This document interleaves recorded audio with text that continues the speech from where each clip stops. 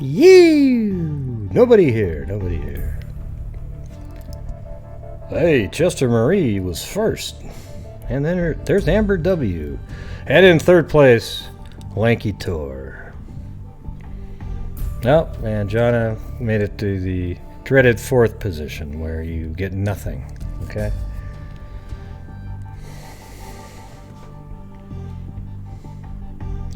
Hello!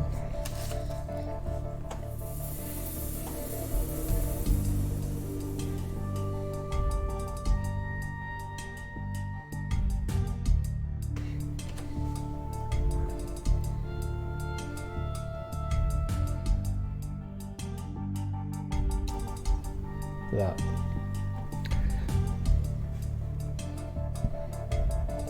There, let me check something. Waiting for people to show up.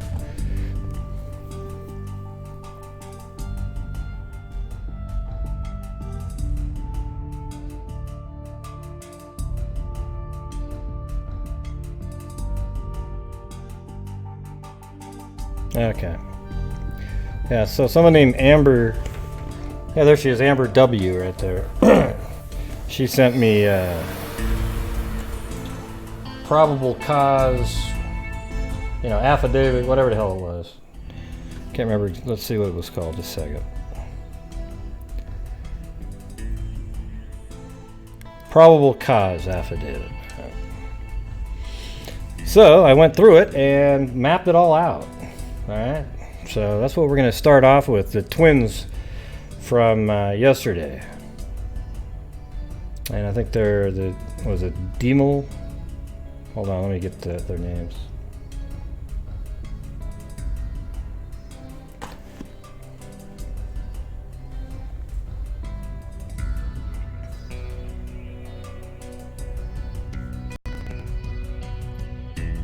Yeah, just got some weird audio. Hold on a second. Got to reload the driver. Yeah, it gives people time to show up.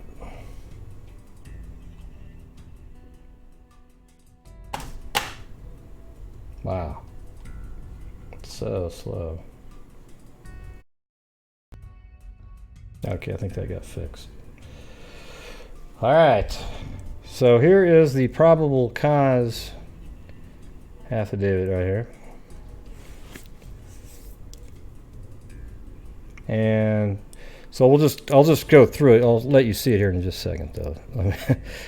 See, look at that. I remembered before actually going through it. I should get brownie points for that. And by the way, people are covering the death of JFK's granddaughter drug overdose. And, while that's tragic, what makes that story any better or more interesting than anything else? All right? Yes, even people that were rich have family members that die. And even important people have cousins and nephews that die all the time. You are the best, Gray. Like, I don't understand why why it makes it more important when you say, hey, JFK's great-granddaughter died. Well, okay, and it's like this huge story. Well, how come? Right? Like, I just don't get that kind of stuff. Right, Lanky Tor. But why does it even matter? Like, why is that a big story? There's a lot of grandchildren that overdose every single day. And all of a sudden it matters because somehow she's related to JFK. It just makes no sense to me. To me, that's absolutely irrelevant. So, anyways, let's take a look at this. As part of the missing person investigation on 7/23/2019, during the interview and under Miranda Garland Nelson. So you guys remember they're not twins, they're brothers, the Diemel brothers. They went missing, all right? And Garland Nelson is the property where the Diemel brothers were going to maybe buy some cows or something.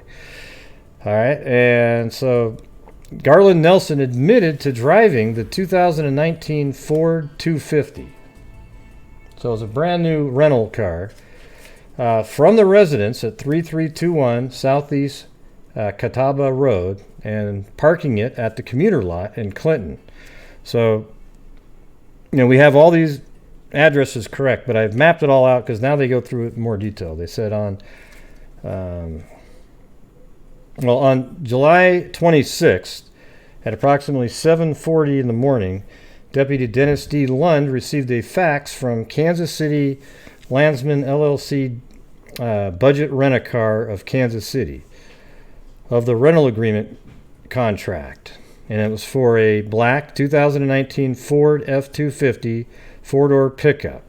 Had the VIN number and everything. The cost of the truck is $27,000.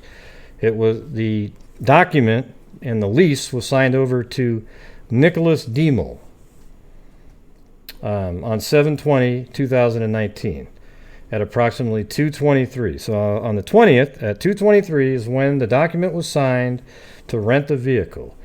In the rental agreement, Mr. Diemel signed the section as the only authorized driver of the before-mentioned truck, meaning the black 2019 Ford 250.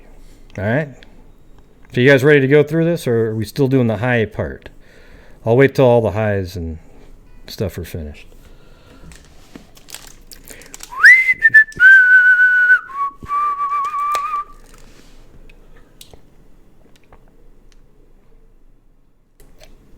Yep, see, there's some more highs. We gotta wait.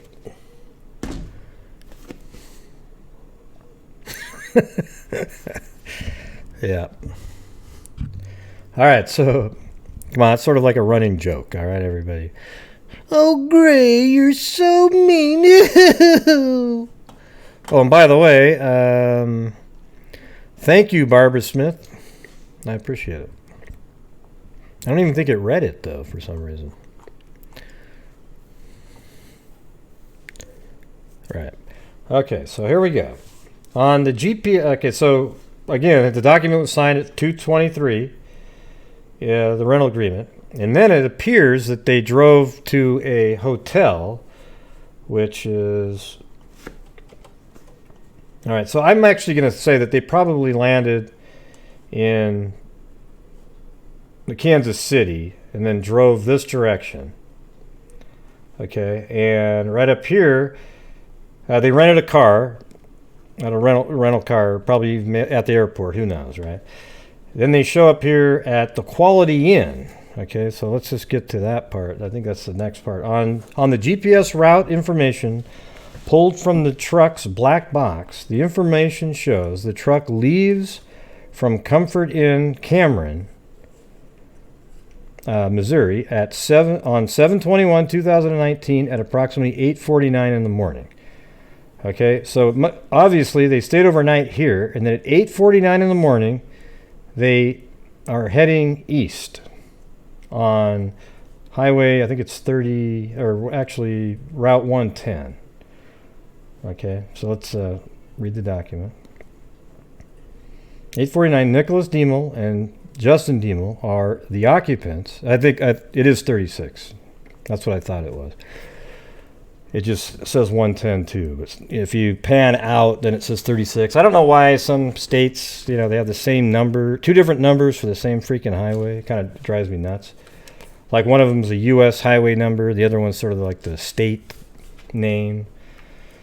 But anyways, at 8:49, they're the two occupants in the vehicle and confirmed by Comfort Inn as signing out of the rented room. So they signed out of the room at approximately 8:49 and then headed out. The vehicle travels east on US 36. So what I did was I typed in each of these locations on a Google Maps to come up with the quickest route. And I'm sure that's what they were doing because they hadn't been there before, I would assume. And they're there, and they would type it into their phone, and they'd get the same routes. And all of the routes seem to match up exactly with what we're reading here. So yeah, see, there's 36, and then it says Missouri Route 110, and then US 36. Okay. So they head this direction, like this. That's probably the best way. And my wife's making noise again. She just makes these little tinkering noises every time I do the show. I think she just sort of does it to tease me, though. All right. So let's say, let me get this back open. At approximately 9:26, the 2019 Ford F-250 pulls into a driveway south of Southeast Ayers Drive, Bramer, Missouri, Caldwell County, at address 3321 Southeast Catawba. So what they're really saying is that they left the hotel at 8:49, and at 9:26, they're pulling into the driveway right here. Okay? So they drive down like this and then pull into the driveway at 9:26. You guys following along here? At approximately 11:44, so an hour and 2 hours and 18 minutes later, the truck leaves that address. Okay, and then at approximately 12:18, the truck is recorded on Casey General Store in Polo, Missouri, and then on a second camera at 12:19. So at 12:18 hours, the truck is recorded on Casey General Store in Polo. Security camera it's traveling south on Missouri 13 highway to the four-way stop where the Bank Northwest security camera shows the truck traveling south on Missouri 13. I mean, they're just all the hell over this vehicle. Okay, and then at approximately 12:19 hours, the truck is on high-class food Polo. Okay, it's driving by there, and the security camera shows them traveling west on Highway 116. Now, I'll just show you that part right there. So, they drive out like this. You know, who's ever driving the vehicle, sounds like it was Garland, driving this way. And this is exactly the route that it's saying that they took. Just like this, or he took. Okay, and then at 12:18, a security camera picks them up driving by the Casey's General Store, then heads west on 116 and is picked up on a security camera at High Class Foods, heading this direction. Okay, so absolutely perfect. Then the car would head east because that's west, the direction it was heading. And then this is crazy because this is exactly how we found the parking spot yesterday. It was just traveling down the highway and then just kind of picking a spot near Holt that would be a likely place to turn off. So the next part is at approximately 12:19 hours, the truck is on High Class Foods Polo security camera traveling west, just like we just showed. And it appears to be no passenger in the passenger front seat of the truck. So it's a single driver. At approximately 12:45 hours, so let's see, 26 minutes later, the truck pulls in to the commuter lot at Highway PP and Interstate 35 in Holt. So 20-something minutes later, 25 minutes, 26 minutes later, it drives from here. And we can actually test this and see how many miles it is. Yeah, it's 19 miles. That makes total sense. About 26 minutes. Maybe not driving really fast to avoid being pulled over. And heads down here, and the vehicle takes this exit, goes like that, parks it right in here, and then probably, that's the part we don't know, is how did he get home from that spot? Did he have somebody pick him up? And then he would have got back onto the freeway, headed back the same way he came. Or, maybe he went a different way just to disguise something, but we don't know. So, that's basically it. He admitted to being the one that drove the vehicle. So here's what you got. You have the two brothers showing up at the house to, the ranch to buy the cattle. And then within 2 hours later, they're already dead at that point.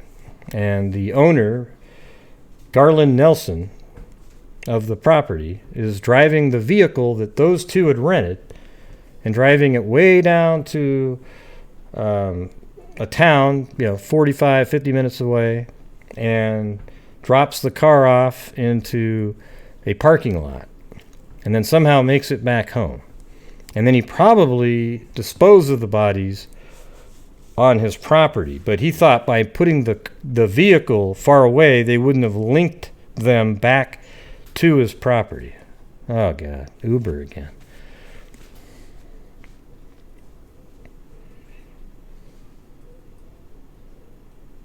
Yeah.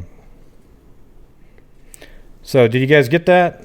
It all kind of just makes sense now. This guy's toast. But it's all in this document here. And, just looking at it again, 9 a.m. here at the Quality Inn. And then, let's see, what if I didn't say it? Oh, there it is. 9:26 pulls into the driveway at Garland, Joey Nelson's property. Then 2 hours later, they're dead. Mr. Nelson drives the vehicle down this direction, 116. 116 goes south on 13. It's caught on surveillance camera here at 12:18 and then 12:19, getting back on 116 again, heading west. Then gets on the Missouri Route 110. Drives down here, takes the exit, parks the car, somehow gets back home. And then once they directed everybody, law enforcement was directed to him as being the place they went, they arrested him, and then he said, yeah, I was the one that drove it. Well, what was his excuse at that point? Yeah, so anyways, this guy is toast. So I'm going to go ahead and save this out. And thanks for sending that document. Appreciate it. I always like getting things like that where it's just literally, but it's so close to what we were saying anyways. But he just drove from here and parked the car there. And then on the show, we just drove down 110 like this. And because we couldn't find the parking spot. And then I thought, well, let's just pretend we're them. And then you just take an exit, and there it is right there.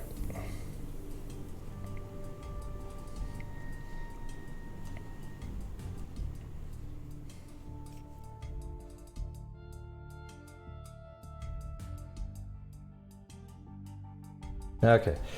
Now there's some updated information on Jennifer Doulos from yesterday. Okay, you guys all know that case, right? Where she was basically killed in her garage. The husband was seen at night getting rid of items around in a town. And the items found in a garage bin on Albany Avenue in Hartford as part of the investigation into disappearance of New Canaan mother Jennifer Dulos included a Vineyard Vines t-shirt stained with her blood that police believe... let's see, where the hell did that go? Man, like it just switched the whole look of the page. Police believe she was wearing the morning she disappeared. So some of the items that they found was actually her shirt covered with blood. Police also discovered a bra that they believe is hers as well as 2 mops and some sponges with small amounts of blood on them. I mean, come on. How come they let this guy go? Why'd they give him a bail amount? He should have had like a $20 million bail, some ludicrous number where he couldn't get out of it. They have them on camera disposing of these items, mops, sponges, her bloody shirt, and all of a sudden, well, they get bail. It's a joke. The items found in a black contractor bag, and guess what? That's what he does. Police recovered during their search along Albany Avenue several days after Doulos disappeared on May 24th, are central to the investigation into what happened to Doulos and what role her estranged husband, Fotis Doulos, may have played in connection with their disappearance. Police have said there is a video of Doulos throwing multiple bags into trash cans and dumpsters along Albany Avenue. So, what was his explanation of why he was throwing away bloody shirts? Has he ever answered that question? Well, she went missing, and then I went into the garage, and I found some bloody shirt and bloody bra. They were just sitting on the garage, and then I thought, gosh, let me be helpful, and if we just go get a mop and some sponges and clean up the garage. And then I didn't want to burden her. Maybe she had just got the trash picked up that day. So what we would do is, since we didn't want to wait for the trash, we just went around the city and threw the bags around into different areas, just hoping that the trash might be picked up, because it was still going to be picked up later that week. You see, because we were just trying to be helpful. Right. Yeah, I just really don't get how in the hell this guy's walking around. Seriously.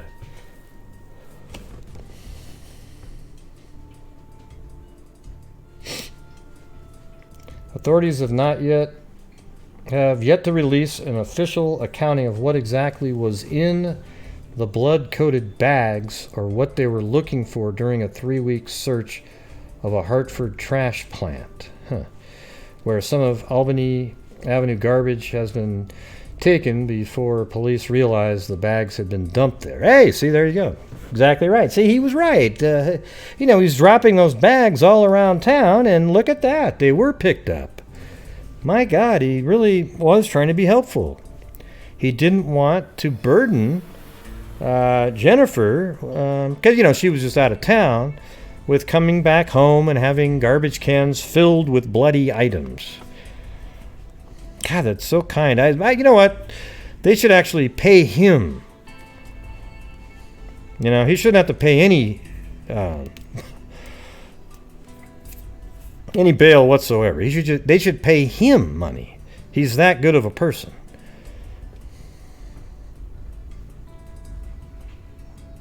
Yeah, well, they also have him on camera throwing away those items. That's how they knew where to look. And yet he's walking around.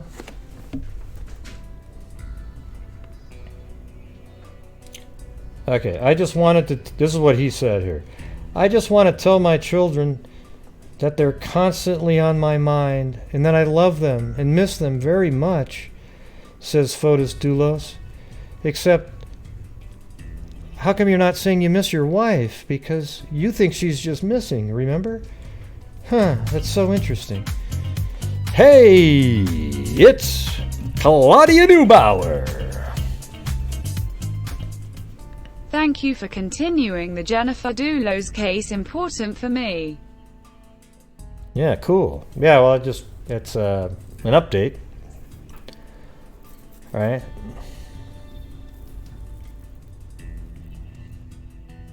So that was his brief statement.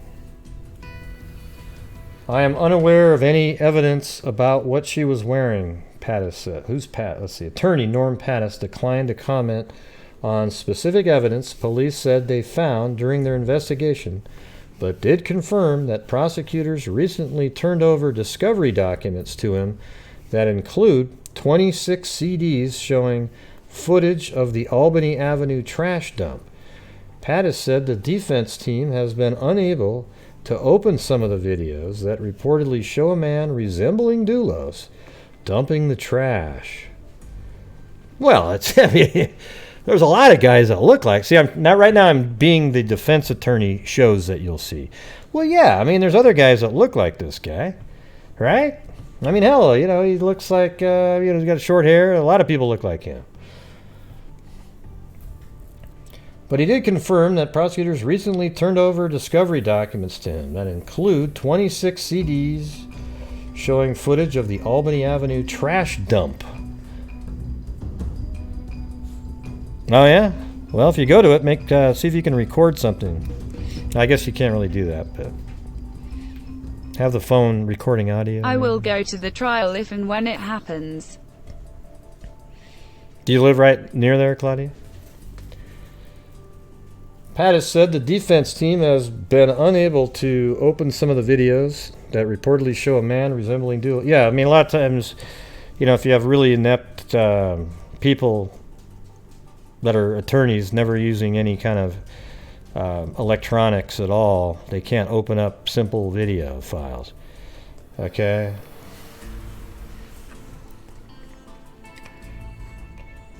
He has asked Stanford North State Attorney Richard Calango for new copies of several of the CDs. Right. Because they're going to be exactly the same when you get those copies. You just won't be able to open them. I am unaware of any evidence. See, and another thing, it's like you're bringing that up to make it seem like the prosecution in this case is trying to keep you from seeing the evidence. But in reality, you just don't have the ability to open it up. You might need to use one of those other players out there. There's free ones. Thanks, Lanky Tor. Yeah. There are jury people out there that are so stupid that they would actually believe stuff this guy, his attorneys might say. And it really would mean that they're stupid. Okay, do you get it? Even if ridiculous, we must think like potential jurors. Yeah. I am unaware of any evidence about what she was wearing, Pattis said. This sounds like desperate speculation. The state is alleged... Well, how about maybe when she dropped her kid off at school, do you think maybe there could have been some surveillance there? Who knows, right? The state has alleged that Jennifer's blood was in one or more bags. That is far more troubling than an item of clothing. Okay, well, I'm glad you're admitting that, because it's your client who threw the bag that had the bloody item in it.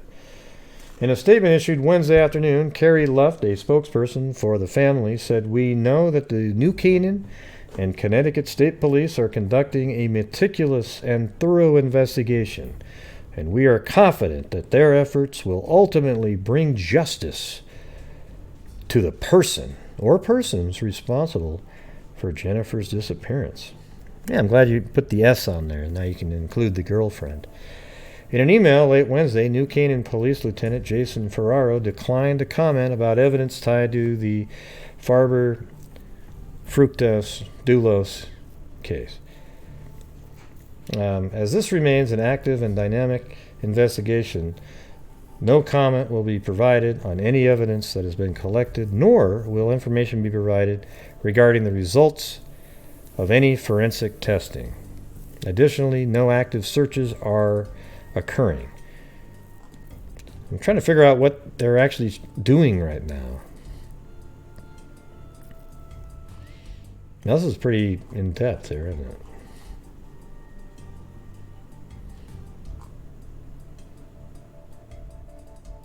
Oh, that's crazy. There.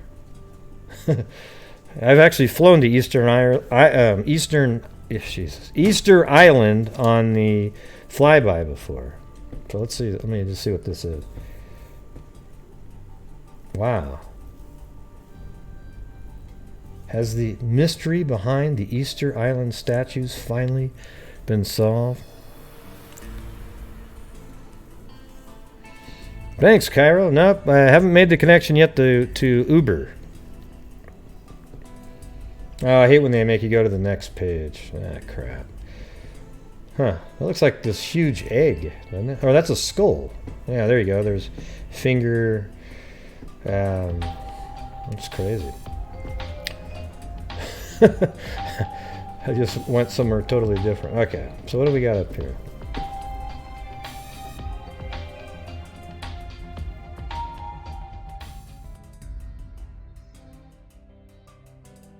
Sources said many of the garbage cans in that neighborhood had already been emptied before police arrived. Yeah, because it took them a few days to get there. And of course, you know, the odds that they were, you know, the clothing was dumped the day after the trash got there was pretty low. I mean, you would think that there was a low chance that they wouldn't have been picked up, but miraculously they did. Remember, and some of the stuff was put into a drain, right? Remember where they found the license plate of... Yeah, I mean, how come this guy's not in jail? Come on. The license plate of fructose, right, was had tape on it to alter the look of the numbers. And those were found in like a drain.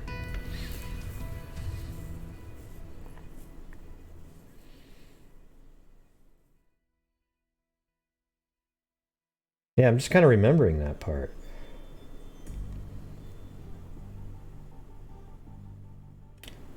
Wait, who's Farber Doulos?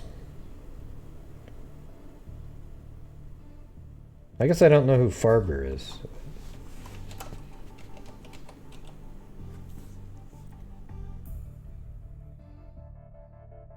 Huh. Do you guys know who Farber is? That's Jennifer? Well, who's Farber, though? Because that name popped up. I thought they were just kind of referring to fructose to give it. Now I see they're two different people. Oh, that's Jennifer. Okay, I see what you're saying. I see. Jennifer Farber Doulos. Why are they calling her that? Her name's Jennifer. That just seems stupid. I mean, what's the point? Why would you call somebody by their middle name in an article like this? Wow.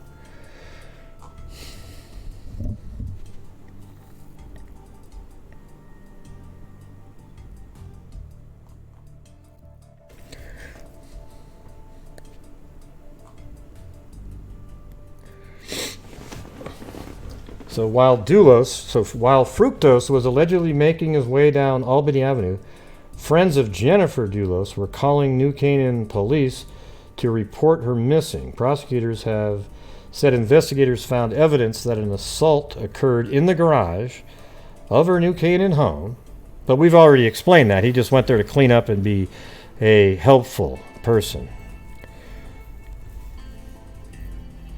Yeah, I was going to say that too, but they refer to her as Farber Doulos. That's her other last name. I mean, that would be her another last name. So why would you call somebody like Johnson Hughes or, whatever, if there was somebody with Johnson? Yeah, it doesn't make any sense to me. Why would you would at least hyphenate it. When you just say Farber Doulos, you kind of assume that there's a person named Farber Doulos. Now, if you put a hyphen in there, I would get that. I'd say, okay, that's... yeah, it doesn't make any sense. Sorry. You can type in all the explanations. I think it's stupid. Just say Jennifer. Then everybody knows who you're talking about. Yeah, but you're putting the other last name there, too. It's almost like well, this is what her last name used to be, so let's put that in there. Hey, and by the way, we'll use it now as her first name. I guess what it does is, if you're referring to people by their last name, now you're saying Farber Doulos regarding her, so it's not confusing to keep saying Doulos, Doulos, Doulos. But why not just say Jennifer Doulos or something like that? Just type in Jennifer Doulos. It's not much different than, like, Farber is one less letter, right? Like Jenn. Maybe two less letters or something. I don't know. It's just, for me, that's dumb. I mean, it's absolutely irrelevant, but it's hard to read an article when you don't actually know who the person, like who Farber was.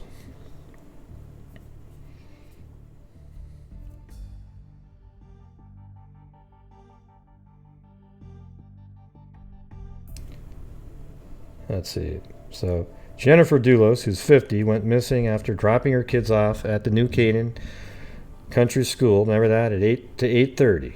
And I think right when she got back from the school, she was killed in the garage. And somebody was sort of hiding behind her house. And as the garage door opened, as she drove in, that person followed her in. And I think it's fructose.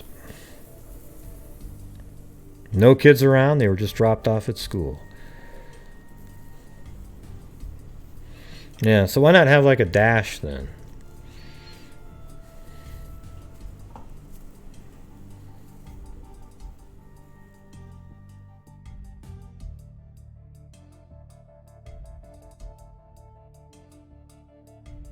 Yeah, you're probably right about the punctuation. Okay, so basically that's it. They admitted that they have a shirt, and apparently that's the clothing she was wearing. And well, here's an answer of why they know what she was wearing. Maybe they asked one of the kids who, she dropped off at school. And they said, "Do you know what your mom was wearing?" And they said, "This is what my mom was wearing." Okay, doesn't that sound reasonable and logical? So maybe that's how they know what she was wearing. So then they found the shirt she was wearing with blood on it and a bra of hers with blood on it. And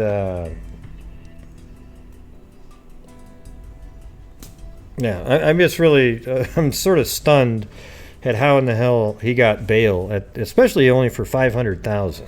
That means he has to come up with 50.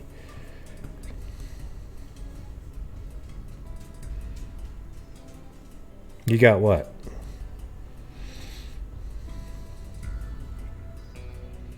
I got it too. Ha ha. I don't get it. What you're talking about.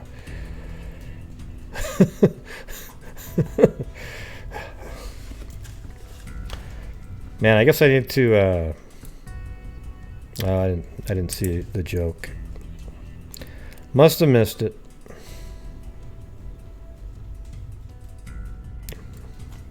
Oh, the Chianti and Farber beans.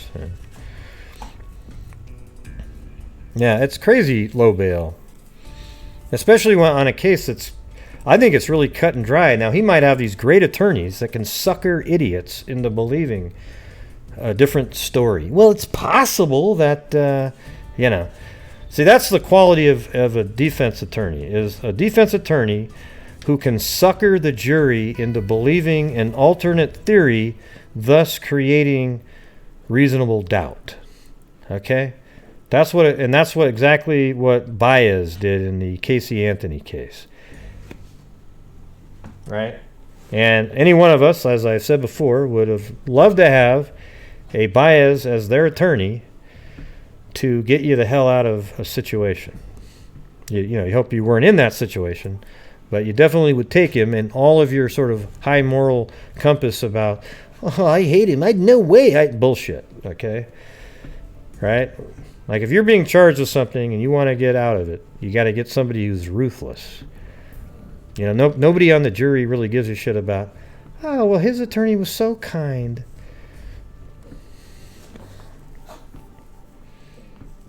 Yeah, I actually liked watching Baez. Mainly just because it was like he just had so much energy, passion. He sold what he was doing. I didn't agree with him. I would have voted guilty, Well, I think one of the problems was there needed to be a little lesser charge in there. Something like negligent homicide or something.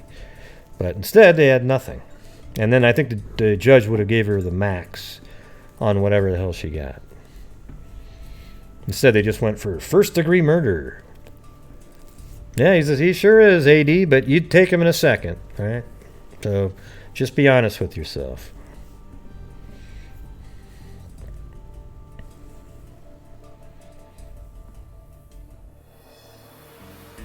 Yeah, I liked watching Juan Martinez, but he was slimy too. He completely. My opinion is that he used shady tactics to change their theory from gunshot first to knife first just before the trial, because they knew Arias was going to use the gunshot first in her self-defense argument, and they wanted to have a completely contradictory counter argument. So they had to scramble, and it was really shoddy. I mean, there were so many times at trial where Kevin Horn contradicted stuff that he'd said in the autopsy, and even at trial he kind of kept he'd lose what the hell he was saying. He was all over the place, okay? And Jodi Arias planned the murder of Travis Alexander and killed him, and she probably deserved the death penalty. The verdict ended up being exactly how it should be. I just don't think the prosecutors should be able to do the shit that he did, okay? Because she still would have been found guilty. He was just trying to make a clear argument for special cruelty, as well as having a counter argument to Jody. All right, and so in that case, the special cruelty said that the person would reasonably know that the victim would suffer because of their actions. Okay, well, if Jody shot first, you wouldn't think there'd be suffering. It would just be a clean kill, okay? However, then the state could have came back and argued, well, once you realize the gunshot didn't kill him and you went and got the knife, you would have then realized he would suffer with all the stabbing that you were doing, okay? But then you could still have this little lingering doubt, well, her intent was to have a quick kill, and that really was her intent. I think she went in there, tried to shoot him right in the side of the head there, kill him, make it look like a suicide, get the hell out of Dodge. She'd have to leave the .25 caliber tiny little pistol next to Travis in the shower, a gun that was unregistered and would be really hard to prove it was linked back to the grandfather unless he said, yes, that's my gun, which he probably wouldn't have done. Okay, it was an unregistered gun, and she created a fake police report that it was stolen. Okay, she said, oh my God, there was a robbery. It was funny too, because like nothing was really stolen except for some her own money off of a shelf and this little .25 caliber, maybe like a VCR, but it was her shit, right? So about 10 minutes later, she can just pull the 20s back out of her pocket. I mean, it was ludicrous. However, the police report says, oh, the gun's missing. And all there would be is evidence that she has a .25 caliber pistol that happens to be the same caliber as the one reported stolen. You just wouldn't be able to prove it. So that's why I think she was trying to make it a suicide. Because if that bullet had worked while Travis was seated in the shower, man, and somehow she was smart enough to really actually take the SD card out of that camera, they'd have nothing. They'd have absolutely nothing. Travis not dying is why it was everything in that case. It's what led to her hair being, and her own blood, her finger being cut on the knife, all kinds of different stuff. She tried to still go back to her original plan, and it just didn't work. Okay, so there you go.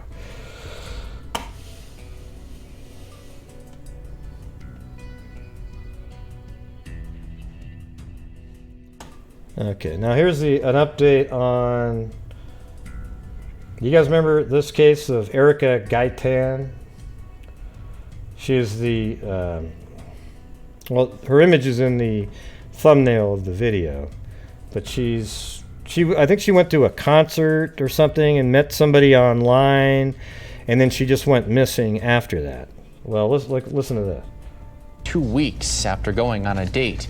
Police continue to investigate the disappearance of Erika Gaytan, the woman who has been missing for more than 2 weeks after going on a date.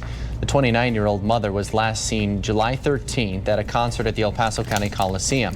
El Paso police have told ABC7 they are following multiple leads. New at 6, ABC7 is learning that Gaytan faced 66 charges of credit card abuse and faced a related case from 2017 where she was accused of criminal mischief. At one point, police say Gaytan was on the El Paso Most Wanted list in 2017. Gaytan was scheduled to be in court for the criminal mischief charge on Friday, as well as another court appearance in September. Police tell us that officers do not consider the charges to be a factor in her disappearance, and she is still considered to be endangered. Yeah, I mean, I think it is a factor. You know? I mean, so this girl right here, the one that's missing, has 66 charges against her, and who knows what the hell she might have, you know, maybe she pulled some trick on the guy that she was going on a date with.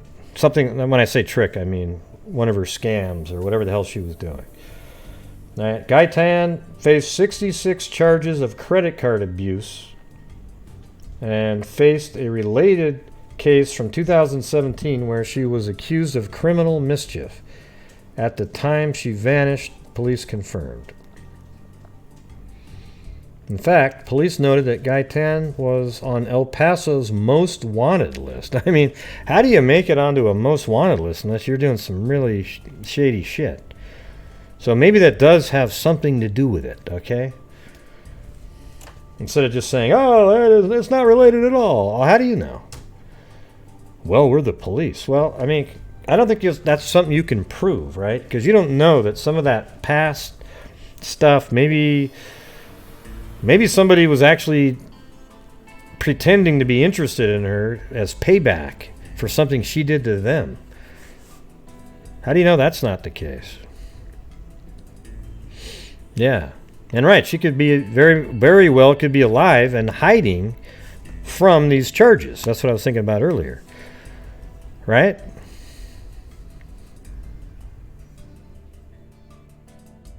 Right. I mean, yeah, my first one isn't... I think it's like 50-50-ish that somebody did something to her or she is alive. Maybe it's like 45-45, and then 10% would be that it's related to her past. And that could go on to either one, so you'd be like 55 or 55, depending on which side you put the 10 on, as part of the reasoning. I mean, I think if she's left on her own, her past is probably the sole reason for it. She's a mom, too. So that's a little bit concerning. I don't know if she would just bail on her children for some past charges like that. None of them are going to be like huge prison time, although she was on the most wanted list, right? El Paso police continue to investigate the disappearance of Erika Gaytan, the woman who has been missing for more than 2 weeks. What's this one? El Paso police continue to investigate the disappearance of Erika Gaytan, the woman who has been missing for more than 2 weeks after going on a date. The 29-year-old mother was last seen July 13th at a concert at the El Paso County Coliseum. El Paso police have told ABC7 they are following multiple leads. New at 6, ABC7 is learning that Gaytan faced 66 charges of credit card abuse and faced a related case from 2017 where she was accused of criminal mischief. At one point, police say Gaytan was on the El Paso most wanted list. Yeah, how would you make it to a most wanted list for just sort of credit card abuse? That sounds like somebody who, gets a card, maxes it out, gets another card, maxes it out, gets another card, maxes it out, that kind of thing. Maybe making minimum payments quickly, using the other credit card to pay that, they'll pay that. And but I just don't understand, like, being on a most wanted list. That's sort of it's like a white collar type crime, I guess. I wonder if there's something else to it. Yeah, I mean, that is a lot, 66 times. A lot of times you get multiple accounts for the same incident, though. They just find different crimes associated with the same incident.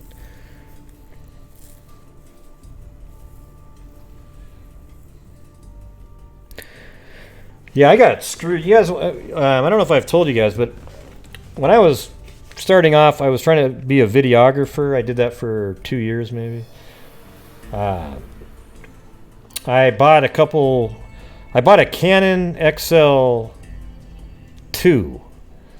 on eBay, right?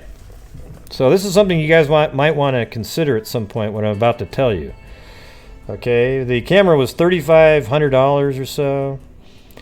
And I sent it in, the money, through PayPal, and then I never got the camera. The camera never came, and it turns out it was fraud. Well, not PayPal. Yeah, it was PayPal. Yeah, so it was through PayPal, which was owned by eBay or something at the time, it seemed like. And so, you buy your item through eBay, and then you pay it through PayPal. Well, eBay doesn't do shit. They said, oh, yeah, we'll give you $200 or something. And I go, no, forget it. And I was just so devastated because I was broke. That was it, man. And so I talked to this friend of mine who worked for one of those, like an online gambling site for sports betting or something. And he told me, he goes, Gray, here, listen what you can do. It was incredible. I mean, I get chills just thinking about it. Because I bought it, I think it was like an ACH, those ACH or whatever that is, where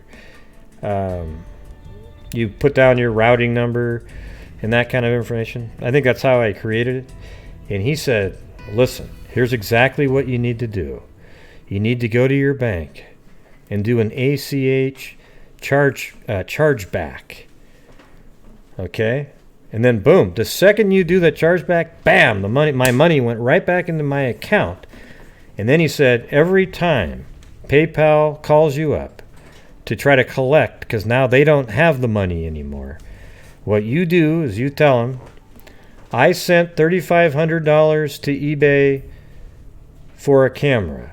I did not receive the camera. Therefore, I got my money back.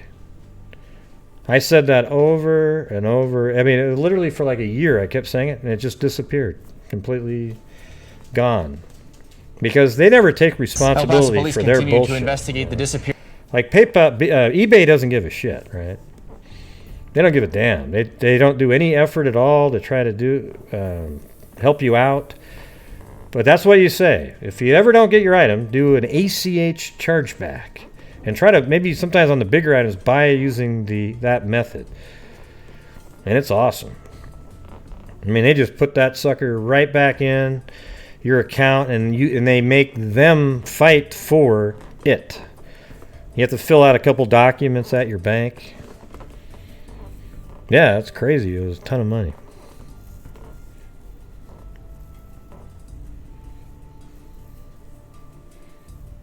Now they kind of do. I don't know what the hell you're talking about. It's better now with fraud, but we need to be mindful. Yeah. Oh, there goes my chair. Made some noise because it's a little bit underneath the other one, the table, so it squeaked. So yeah, do that. It was amazing to get that back. It was such a great feeling.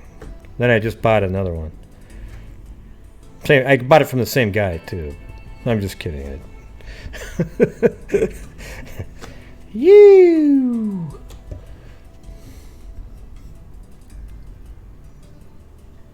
Well, if you weren't here, Chris, you're just not going to get to know, all right? Got to try showing up to the shows when they start. All right, so there's the update on good old Erika Gaytan, not so squeaky clean.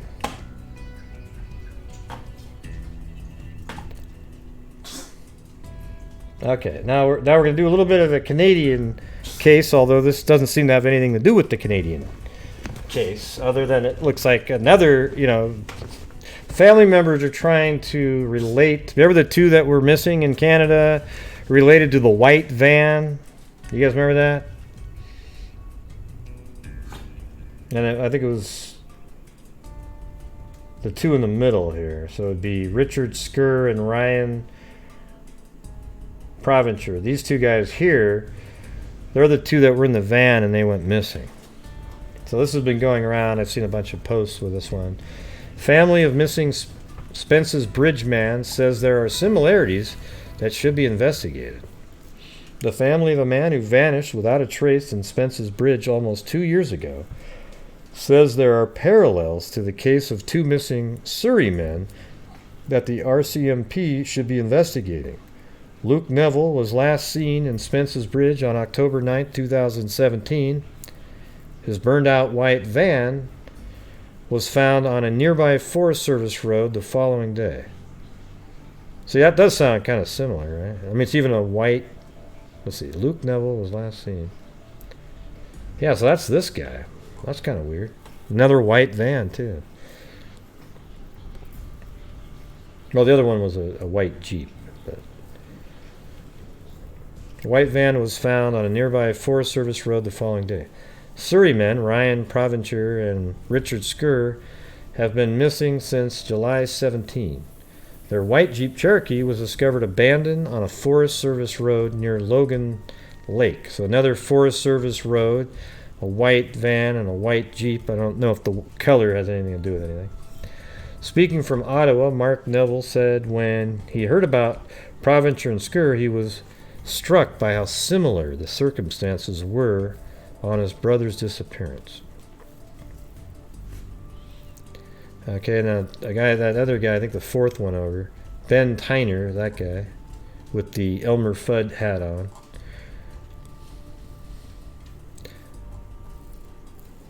Vanished from the Merritt area in January after riding into the hills to look for cattle. His abandoned horse was found fully saddled on a Forest Service road northwest of Merritt 2 days later. Now that sounds like he probably could have just hit his head on a branch and fell over and nobody found him.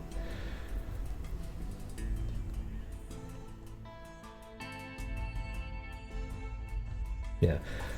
But anyways, see, they're making a comparison here that's not even related to Breyer and Cam or anything like that. So now that all of a sudden there's this bigger story related to the other case, I don't know.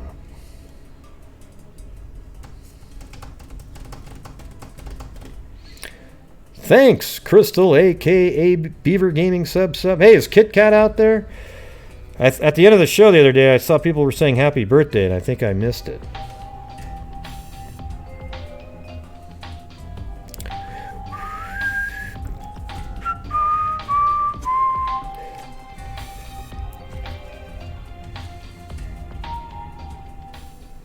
Thank you, Gray, for your hard work.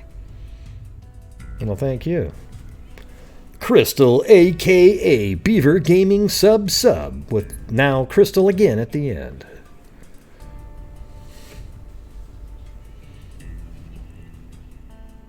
Oh, and then Wicked Gaming, she's not feeling that great, so if you guys want to throw some prayers out to her, that'd be great. Send her some good wishes. Wicked Gaming. She's really cool.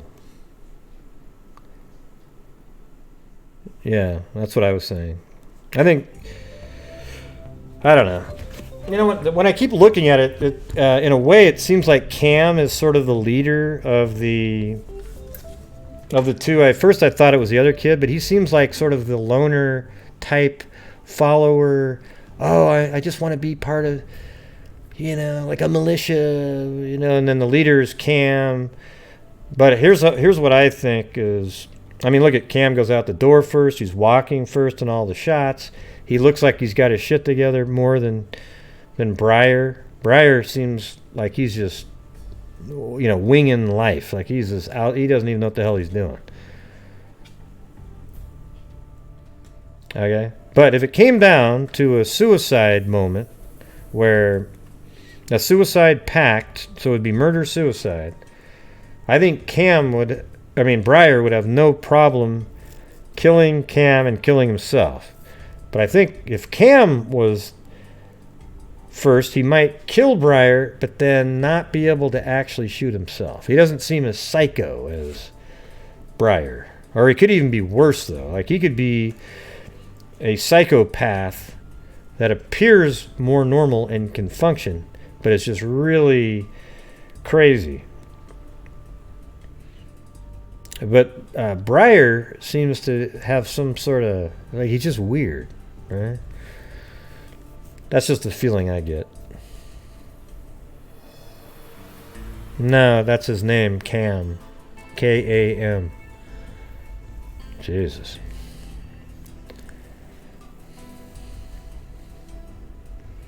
Yeah. Yeah, that's what I mean. Breyer has that look like he's psycho. See, originally I thought that Cam looked sort of like, God, what the hell am I doing here kind of thing.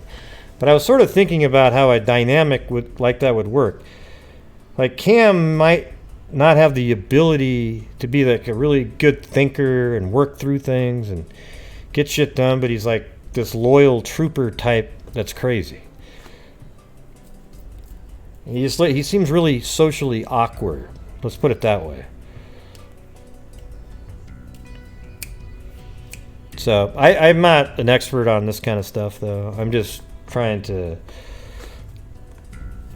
picture it. Everybody says how Cam is this really nice person, helps everybody.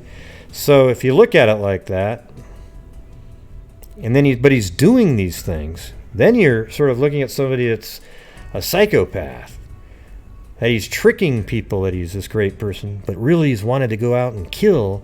And then who better than to get Briar, this guy that's socially awkward, who would do anything for you because you finally were somebody who befriended him. Yeah, I don't think he is. I think he's got something else going on there.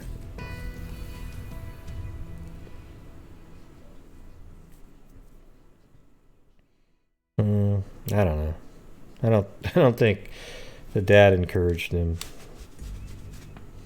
Maybe with the book, when he's talking about what was in the book, yeah. But prior to that, I didn't see anything like that. Yeah, so that's the thing, is Cam's family...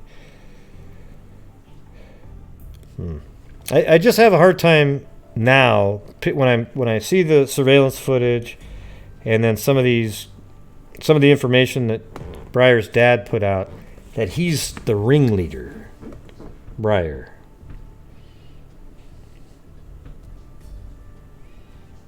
Yeah. Both head cases, yeah.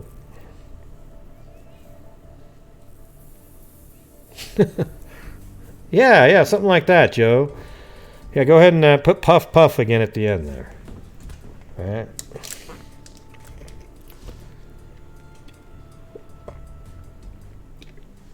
Yeah, I don't know. I used to think Briar was a leader, but I don't anymore. I think Cam is. I guess it doesn't really matter, though, does it? Who cares? They're both out there together.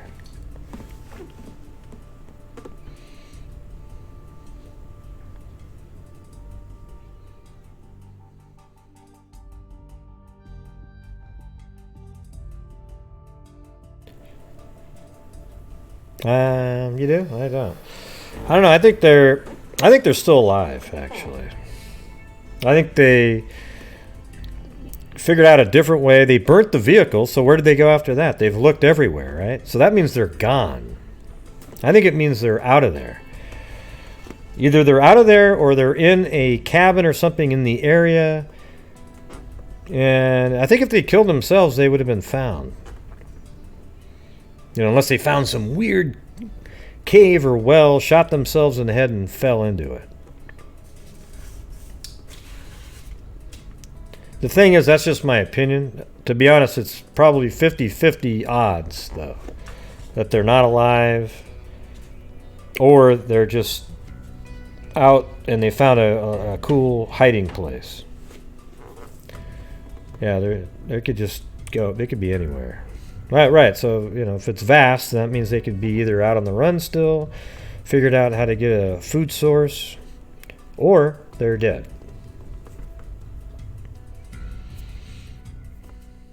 Yeah. Who would they have had help with? You're not going to say the guy from Texas, are you? He somehow psychically knew that they were up there, and he... Yeah, I don't know.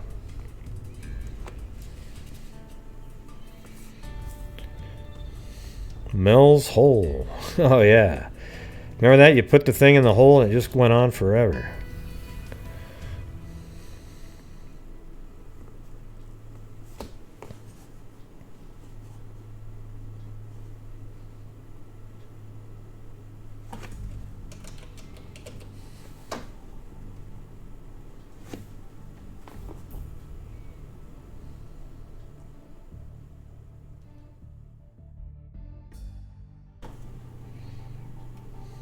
Yeah, I actually think that they're somewhere around here. Look at, there's Gillum. Remember, there? I guess there was some sort of the Gillum area, and then they found the RAV4 that they were driving. I think it was right here. It looked kind of like that in the map, the image I was looking at, and it was really just right here. I mean, this could be it, or it might not be. I couldn't find the wire, like there was a wire that had an angle going to it. Couldn't find that, but it looked like this. So, it could even have been on this side, right?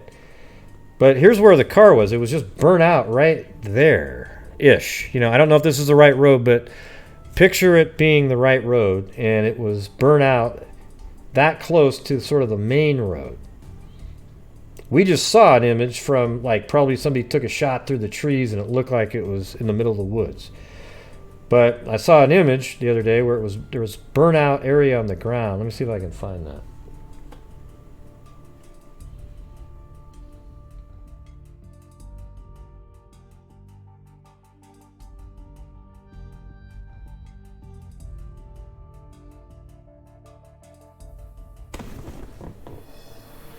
Yeah, right here.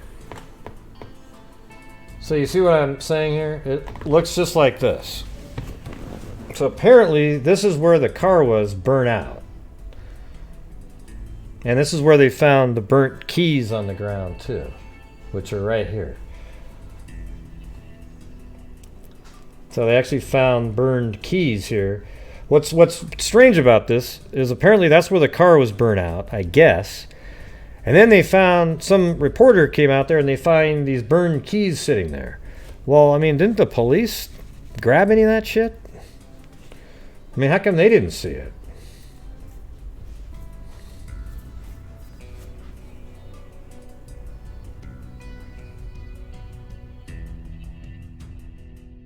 Looks like maybe one of those X-Acto knife kind of things. Or not X-Acto, a box cutter where you push on something and it comes out. And then, a huge key ring. I could see somebody like Briar or Cam having something that looked like that.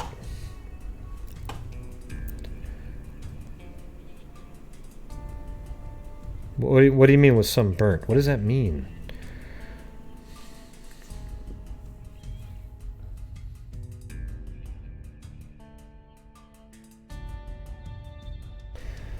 Yeah, so look at this right here. Doesn't this make sense a little bit? That let's say they pulled the car over right here and waved somebody down saying, hey, I'm having problems. We're having problems. I'll pull over. They pull over. Then immediately one of them goes in there with a gun and says, do not say a word. Kind of commandeers it. The other one drives the vehicle over here, loads it up with gas. It's probably late at night. Lights it on a fire again, just like they did with Mr. Dick's vehicle, Mr. Dick, his vehicle. I guess I said it right the first time. But his RAV4, it was burnt out. And then just like they did with their own pickup truck with the camper in the back.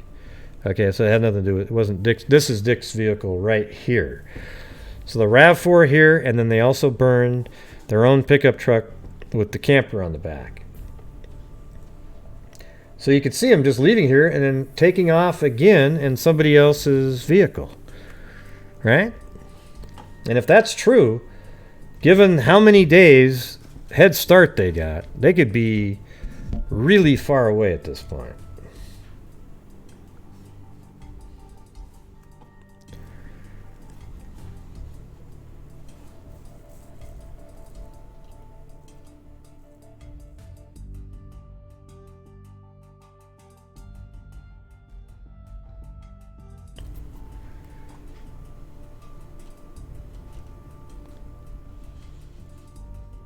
Yeah. Hey, Lynn, what do you mean by... Yeah, the keys are totally burnt. What do you mean? I mean, they're absolutely burned the hell out of them. Yeah. Yeah. They were burned in whatever fire that was right there. Yeah, I don't think any of it... I think the whole thing about the dump, it just sounds like it was a wild goose chase. They said that they couldn't verify any of the sightings that were there at that York Landing, right? Apparently they couldn't. I don't know if that's the dump there. We kind of went through this the other day. That could have been over here even, right? Right there. Although they said it was over here, right?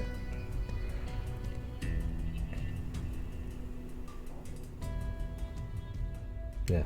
So that sighting was never verified. Has anything changed on that? Did they eventually end up saying, whoa, it was verified? Because I don't think they did. All right, so there's no proof that they were ever in York Landing. Even though they had the helicopters, they put a huge law enforcement presence there.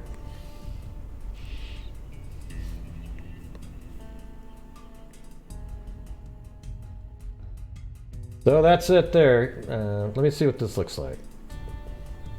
Yeah, that's exactly right. Look at that. See, there's a little road there, and they filmed it through the bushes. And now it looks like, oh, wow, it's kind of pulled way deep into the woods, right? But in reality, it was just a creative photographer, probably because there was yellow tape here and here, was over here to the left and shot through the bushes to the vehicle that was right here.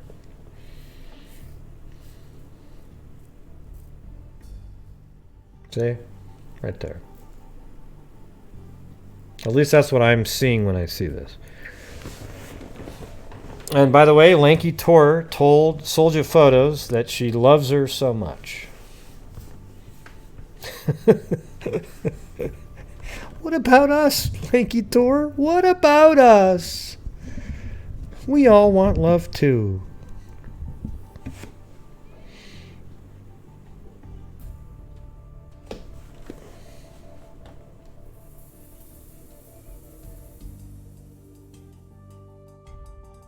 What do you mean you're talking to yourself? I don't get it. Hey, I talk to myself all day. Yeah, I actually mouth out what I would say if I was talking to somebody about something. Yeah.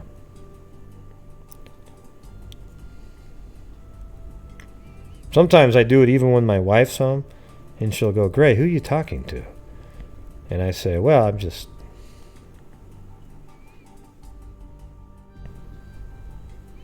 Now that number isn't working on the screen, by the way.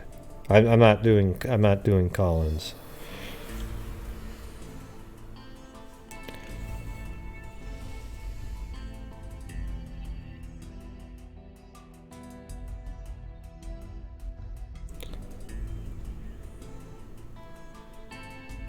Yeah.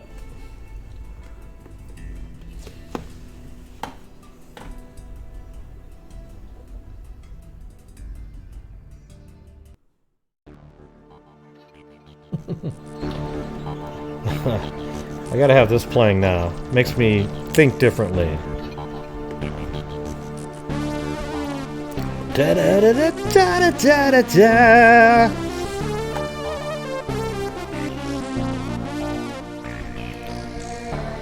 From the green forest of the Pacific Northwest.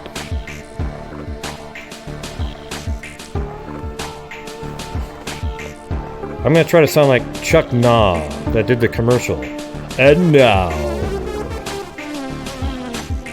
let's listen to Art Bell.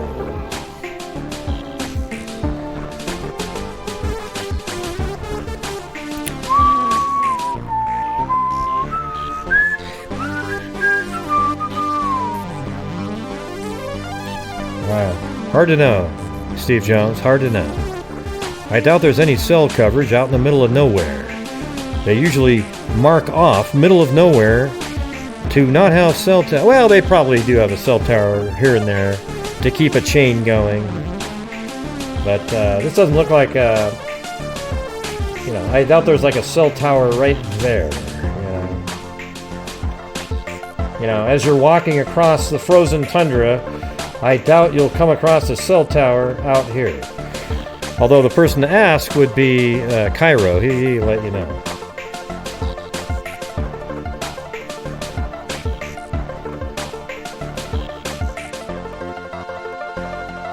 What in the hell is that?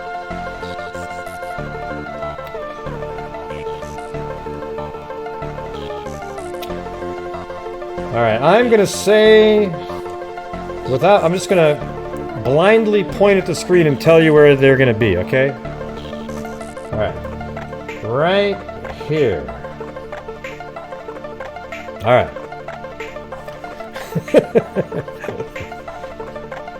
Yee-hoo! Let's just zoom in and see if we get the J vision. And no, nothing. The frozen tundra. Right next to the mummified caribou and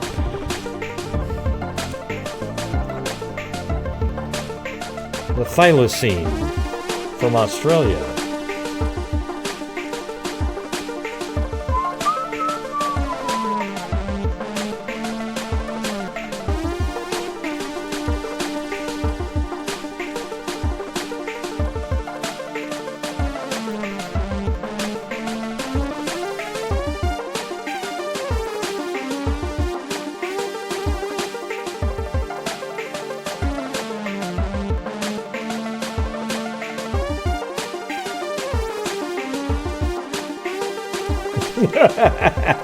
Are you guys getting dizzy? Yeah, I mean, I was just randomly putting a dot on the screen. They're probably over here somewhere. Right? Over in Ontario, in the frozen tundra.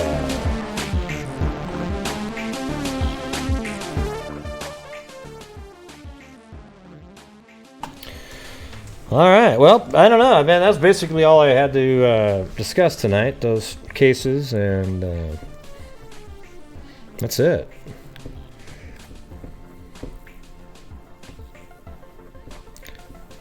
Yeah, I haven't seen them in a while.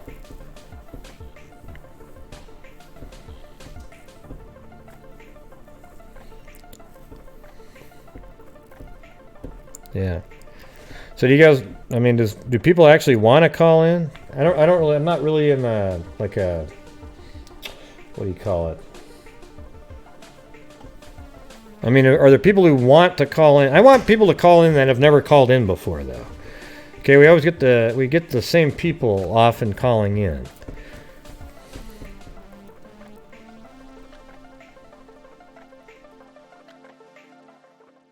Yeah, I got some weird shit in there in my brain. You're right.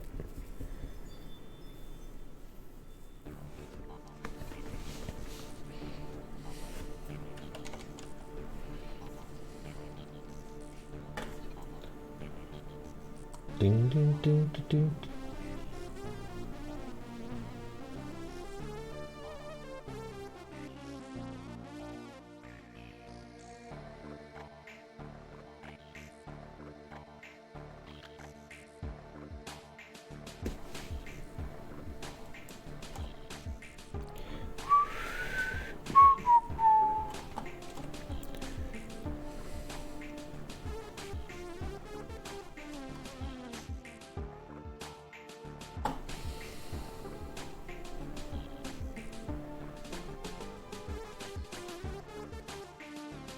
All right, the numbers are working, but let's get the people who have never called in before that have something they want to talk about.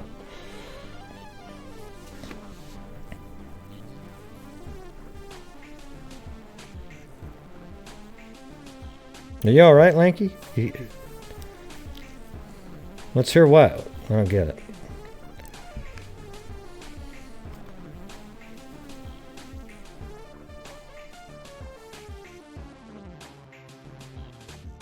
No, I don't really. I do have other stuff in my brain. I'm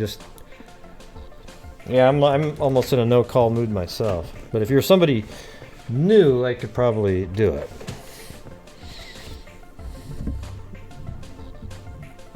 It's called what the hell's the name of that one? Parting Glass.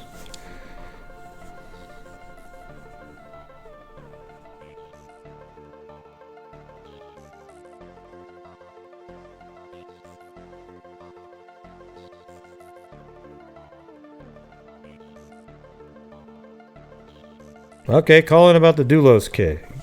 Do you have some new information? Gray tie Rory.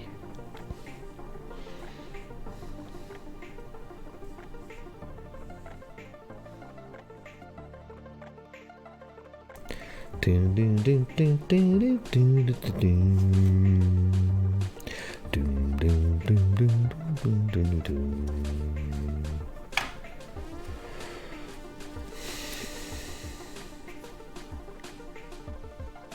it was cool. I saw this one video today where this huge guy went into a gas station, killed somebody with a gun, and then he shut the door, locked the front door, and then barricaded the front door. And there was all these customers in there that were hostages. But what was cool is they all bum rushed the guy, bashed him in the head a whole bunch of times, and later on the SWAT team, and they all escaped. Then the SWAT team came in and shot him in the back of the head. But I don't know, somehow he lived. I don't know. But sucks that he killed somebody. But it was cool to see. That's how people need to do it. You know, like something that's always bothered me. Do you guys remember the Virginia Tech shooting? When that one, it was some Asian guy went in there and just shot a whole bunch of people. Why didn't, at one point, a whole bunch of them just turn around and go after the guy? Instead of all standing with your face and then having 15 people lined up and they just go, you know, just turn around. Yes, some of you are going to die, but you're all going to die anyways. You're all going to die. But if you all... I know it's hard. It's easier said than done, but you just got to realize, especially after the first couple shots, that's when everybody needs to get going. Just bum rush them. Especially, how about like at the that Pulse nightclub shooting? Remember that? I mean, you got a guy in there with a gun. Why? If everybody had just bum rushed him, he would have only killed probably 15 people instead of 80 something.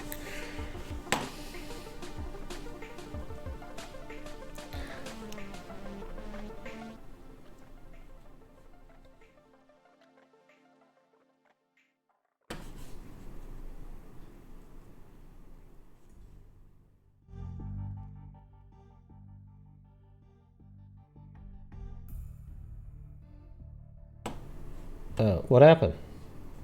There was just a phone call in here and it disappeared. It was just about to answer it. Well, I don't know. A call came in and I was just about to answer it, but it didn't. Not sure what happened there.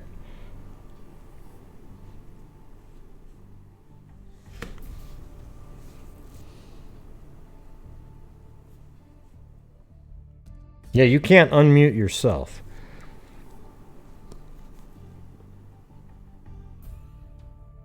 I tried that once. It's horrible.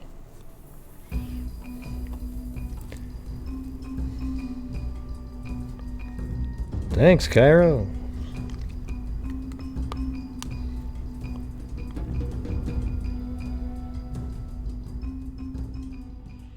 Yeah, that too, but people also need to just fight back. Yeah.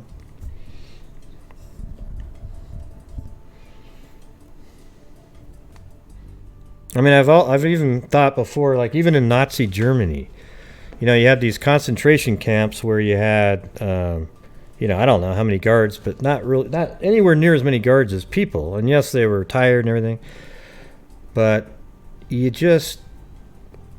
people still had hope even till the last minute there. And it's like, you just can't do that sometimes. You just got to bum rush them all, and a lot of people will get killed, but you might actually be able to beat them. That's the thing. Because once you get a hold of a person with a gun, they can't shoot it very well anymore. Like especially a rifle type. You know? Just tackle them. And then everybody else start tackling.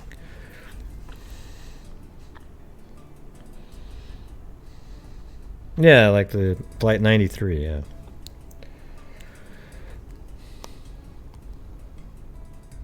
Right, but you called, Claudia, and I saw your number, and then you just left. I saw the number on the screen, and then you just left.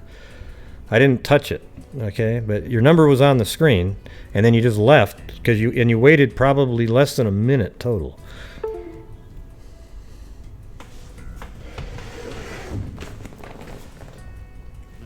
I'm not sure what that sound was right there.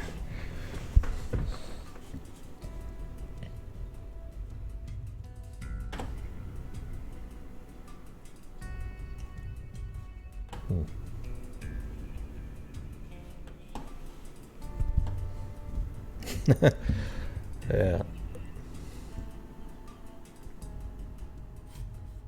I don't know, maybe it just quit working.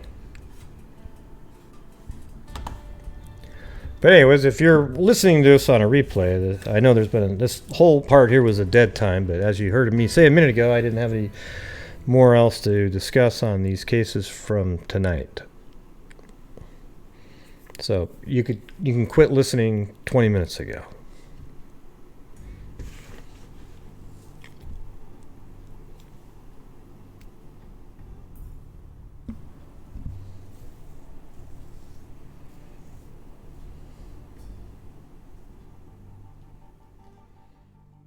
Yeah.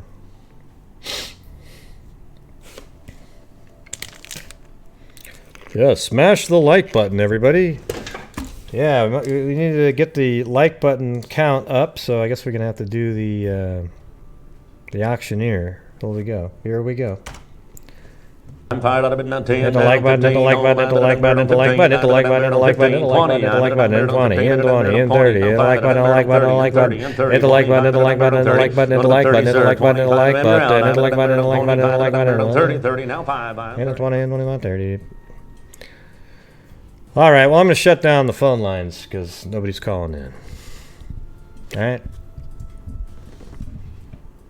Nah, it's all right. I'm just going to... It's pretty easy to dial the numbers. I'll give it 10 seconds. 10, 9, 8, 7, 6, 5, 4, 3, 2, 1. Beep. And the meeting's over. All right? Ugh. All right, that's it. So, whoever called in, thanks for trying. You got to give somebody more than 30 seconds to answer the call before you hang up. All right.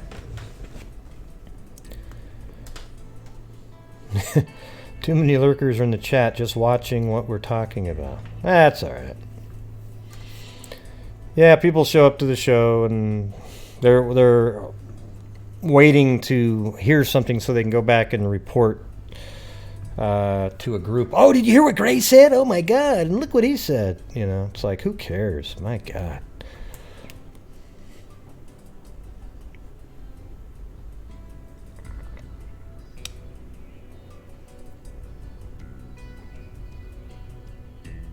Yeah, I want new people to call in. Yeah. Or people that haven't called in recently. No, but you came in. You were in there, Claudia. You could have... I mean, what do you mean it was you? I saw you on the screen. All I had to do was unmute you, and it would have worked. So...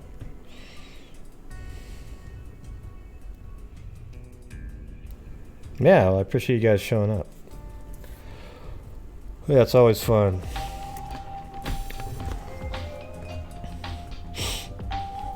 I can give you my Jodi Arias rendition. A quick synopsis of the whole case. Since that's one that's in my brain forever. The only reason the Jodi Arias case could almost still be interesting is because she denies what she did. And it was cool being able to disprove her on a whole bunch of things. I mean, the case is over, but I think that was the most interesting case to actually... That was my first one that I even followed on social media at all. And it was so crazy. I mean, it lasted for, gosh, I don't know, 2 months, it seemed like. And then she was on the stand for 17 days or so. Her and Juan Martinez battling it out.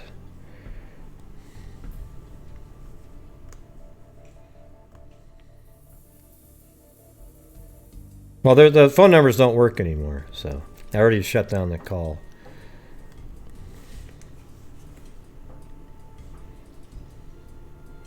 Thanks, Steve Snapper Jones. Yeah. So you guys saw, like, when I went down to San Francisco a few months back, maybe 4 or 5 months ago, actually, I actually stopped in Yreka and filmed Jodi Arias's house. Drove by it, filmed it. But that's where she lived, her and Travis. You know, they dated for a long time.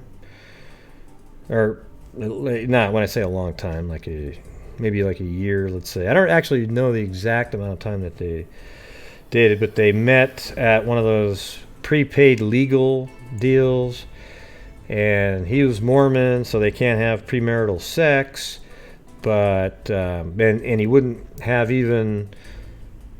So anyways, Jodi converted to being a Mormon just to sort of be what Travis wanted her to be.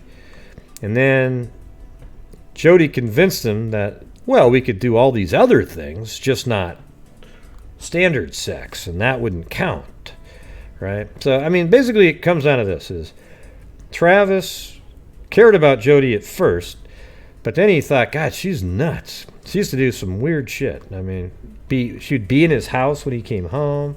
I mean, she was an absolute bunny burner, or bunny boiler, excuse me. I mean, she was nuts, right? But both of them used each other.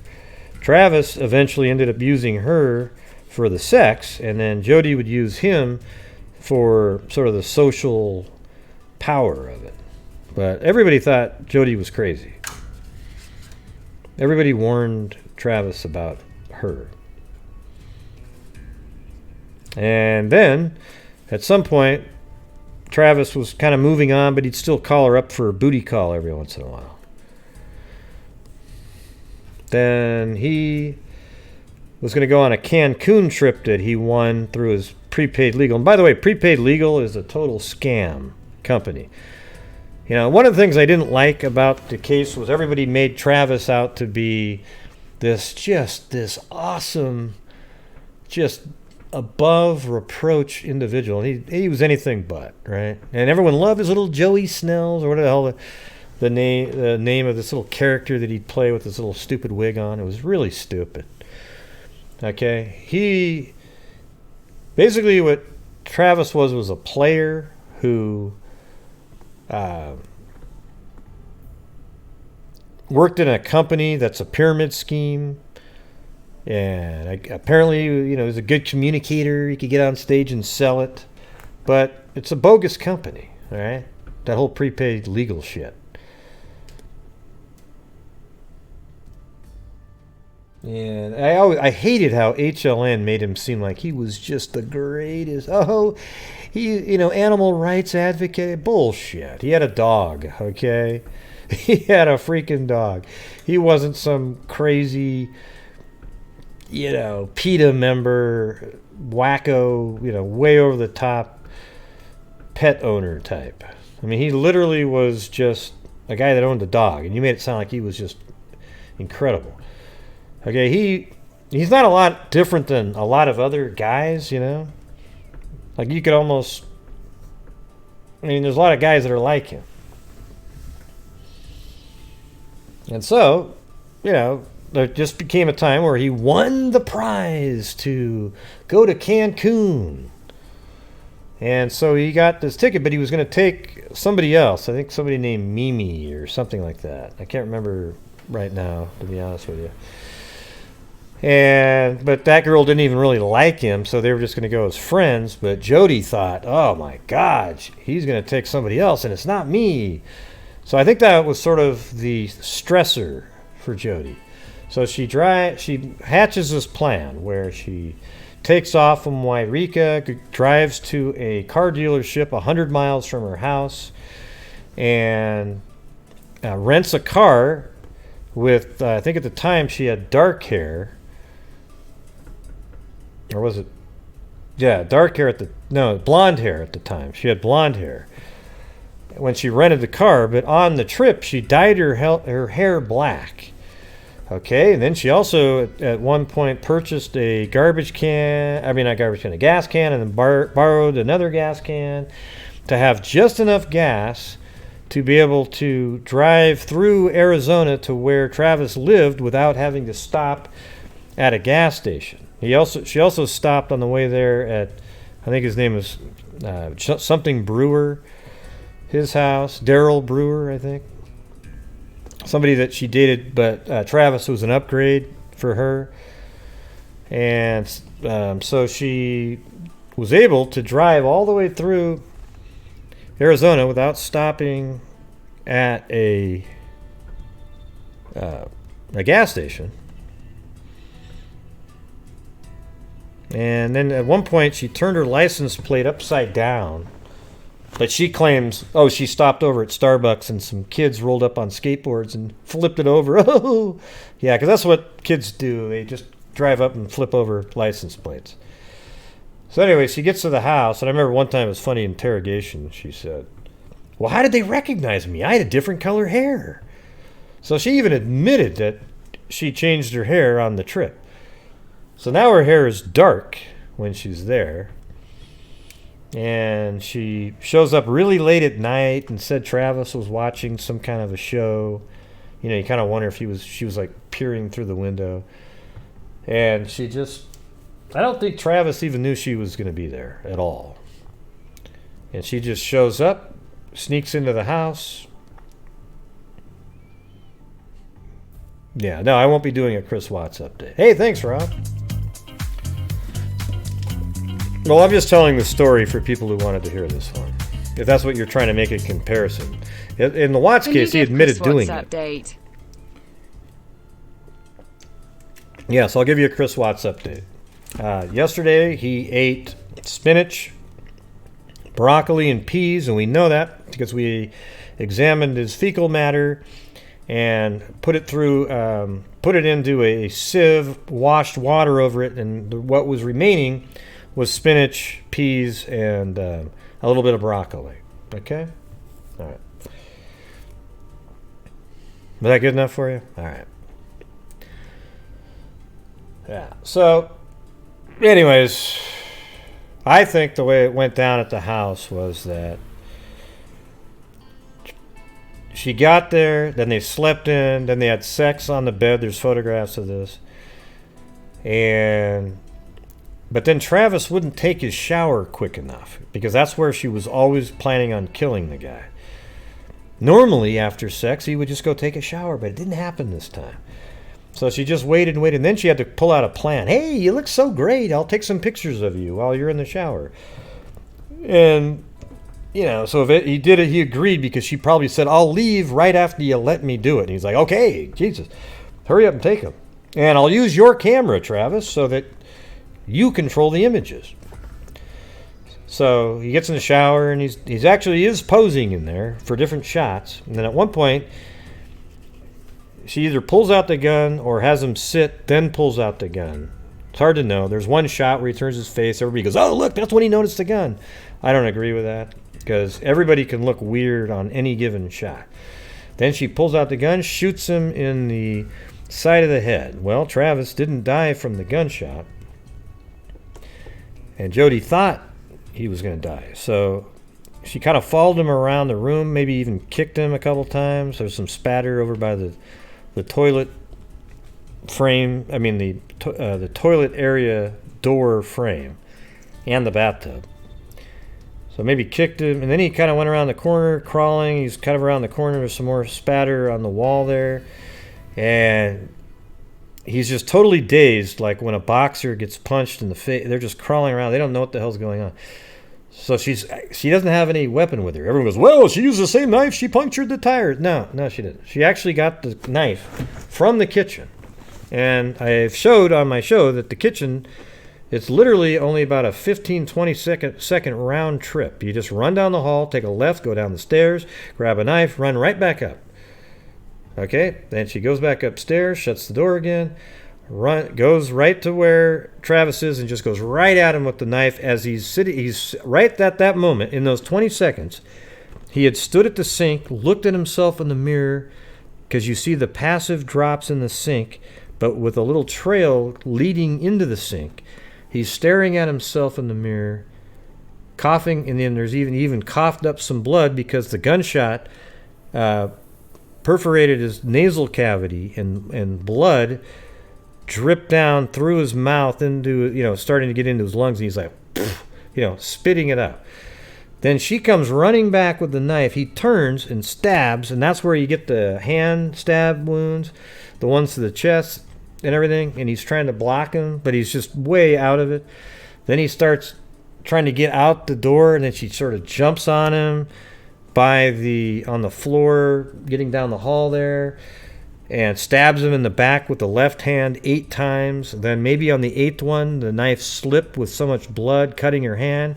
Then she grabbed the knife, stabbed 1 time with the right hand, and just said, forget this, pulled his head back, slit his throat. Then he crawls a little bit further and then collapses on the carpet.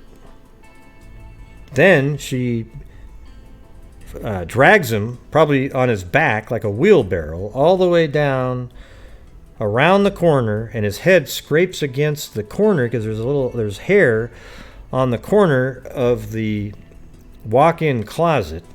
And then she just kind of puts his feet in first, lifts him up, and tucks him into the shower. So there you go. Yeah, we know Ada, yeah. Yeah, so tucks him into the shower. Then Ada didn't even follow the case. And now she's like, oh yeah, it was aspirated out. I've just taken my forensics exam recently, and yes, I'm just saying it for, that it was coughed out. Okay? That's how you get the fine mist like that. So anyway, she goes around the corner and, let's see, what did she do after that? So Travis is tucked in the shower. Then she gets a cup and kind of cleans him off in the shower, washes herself off in the shower. Then she has socks on this whole time, by the way. She doesn't have her shoes on. And there's even a shot. So what's interesting... Right, you did after, right. Yeah, so what's interesting is so after there's a couple shots. There's one shot where right after he was seated, there's a shot where the camera shoots up at the top of the shower door. These are all accidental shots. Then there's another shot while Travis is still alive. I used to think this was later and after he was dead, but it just isn't the case. I did a whole bunch of different little timing tests and things like that using the 3D animations. And he's still alive in the shot where you see blood dripping down his shoulder and the small, tiny little foot used on a, it looks really small because it's a wide-angle lens, right?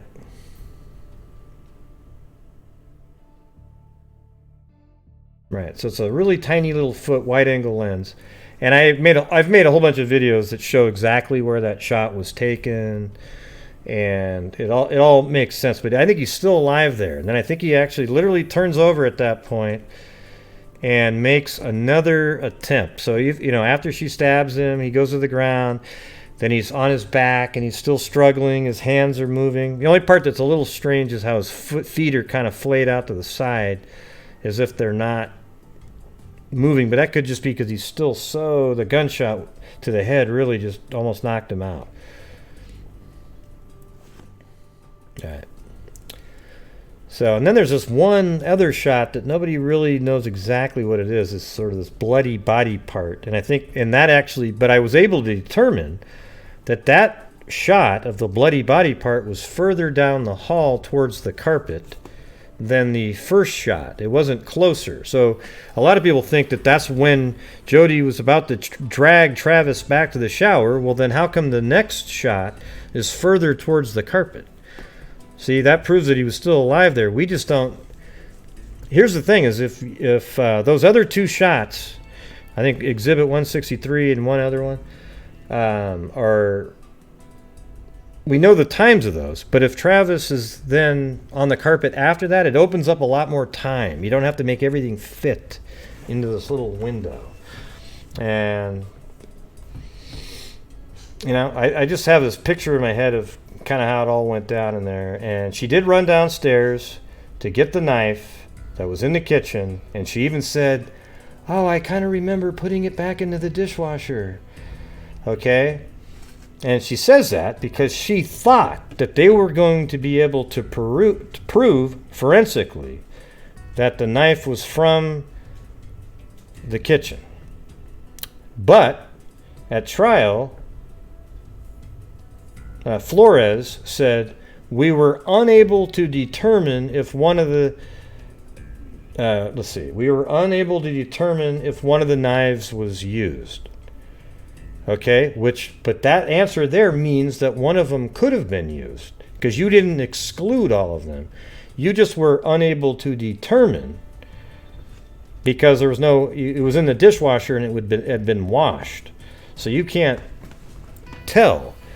And so then Jody sort of switched it up a little bit and said, well, yeah, I don't remember actually. And then remember she came up with that crazy story about how they were going to do sex games by tying them to the bed. And then Travis was still kind of in the bedroom by the bed, and they, made this whole length of rope way out there just sort of to try to cut it in the middle. And then she left the knife in the bathroom. You remember that crap? That was stupid.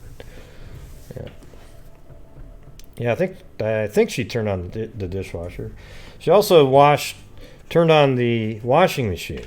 And there was a lot of people out there that thought, oh, God, she accidentally washed the camera. No, that's absolute crap.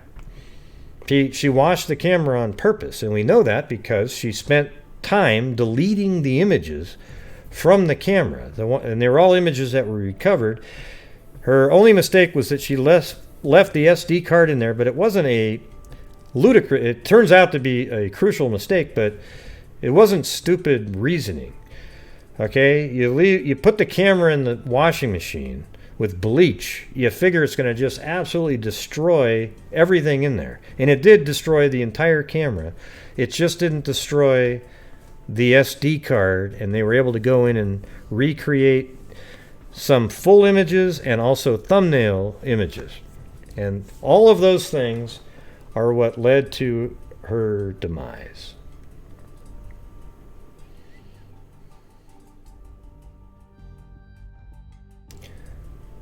I think that he didn't have any more bullets, and also it screws up the suicide. I think she might have only put one bullet in that gun. All right, because why would somebody killing themselves doesn't put two bullets in their head, in the head? They don't put two bullets into the gun, right?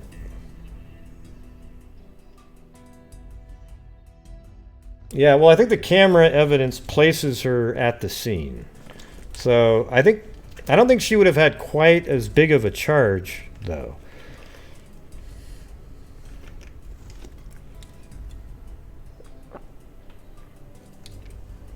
I mean, basically her downfall is the footage on the camera.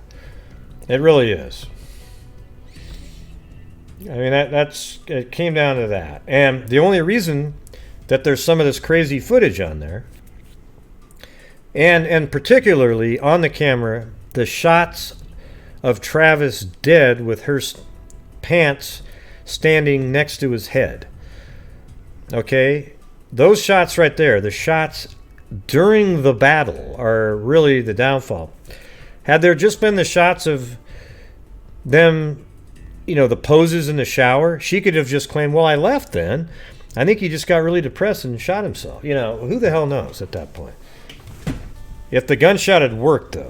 See, that's the thing. So had the gunshot worked to the head, she would leave the gun there.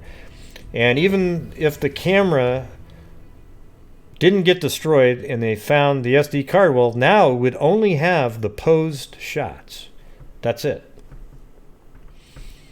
And she could say, well, that's when I left. And how would they be able to prove that wasn't true? Now that you go back to all the stuff she did to disguise her being there, and you'd ask, well, why would you do any of those things if you didn't have some nefarious intent? Yeah, I don't think so, Valerie. Yeah. The camera evidence. Now, see, that stuff's just circumstantial evidence. You're wrong. Yeah. The thing is, with Travis actually living, is not dying from the gunshot, is why Jody is going to be in prison for the rest of her life.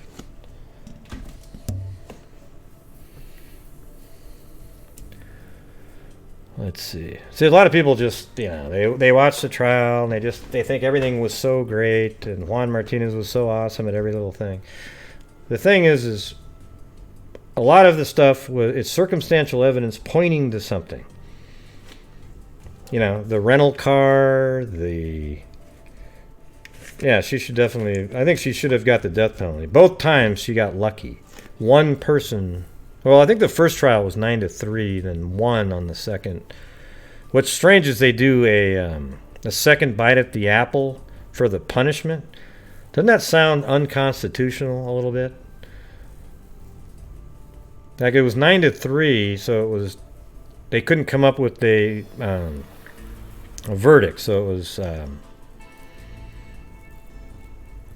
what do you call it? Like deadlocked. They couldn't come up with a decision. So it's 9-3, and then in Arizona, you can do a retrial for the penalty phase one time, and then the second time around, the judge then takes over and gives the sentence.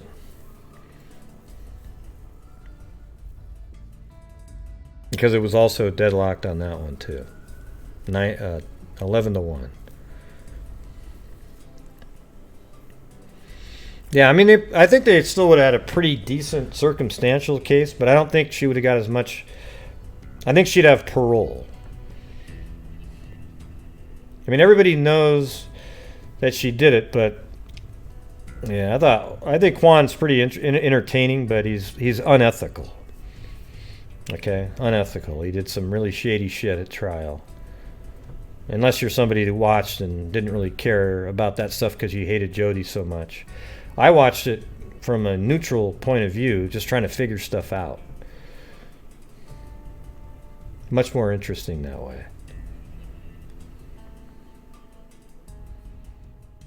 Nah, well, I don't care if they all do it. They shouldn't do it, and Juan Martinez was particularly unethical, in my opinion, on how he did that with the switching the sequencing. It was disgusting, actually.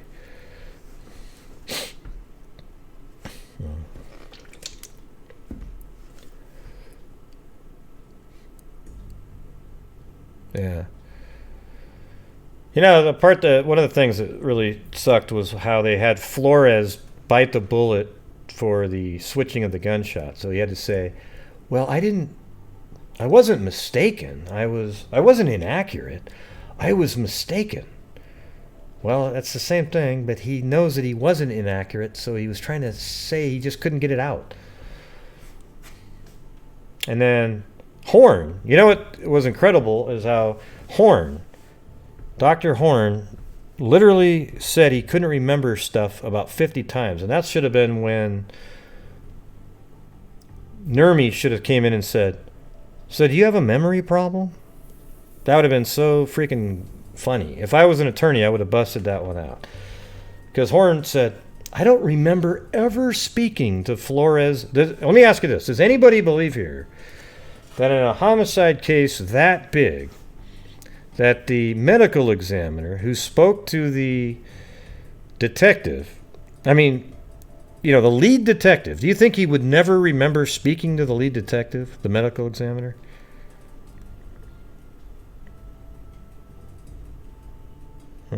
Yeah. That past thing's been covered about 1,000 times by 1 million people.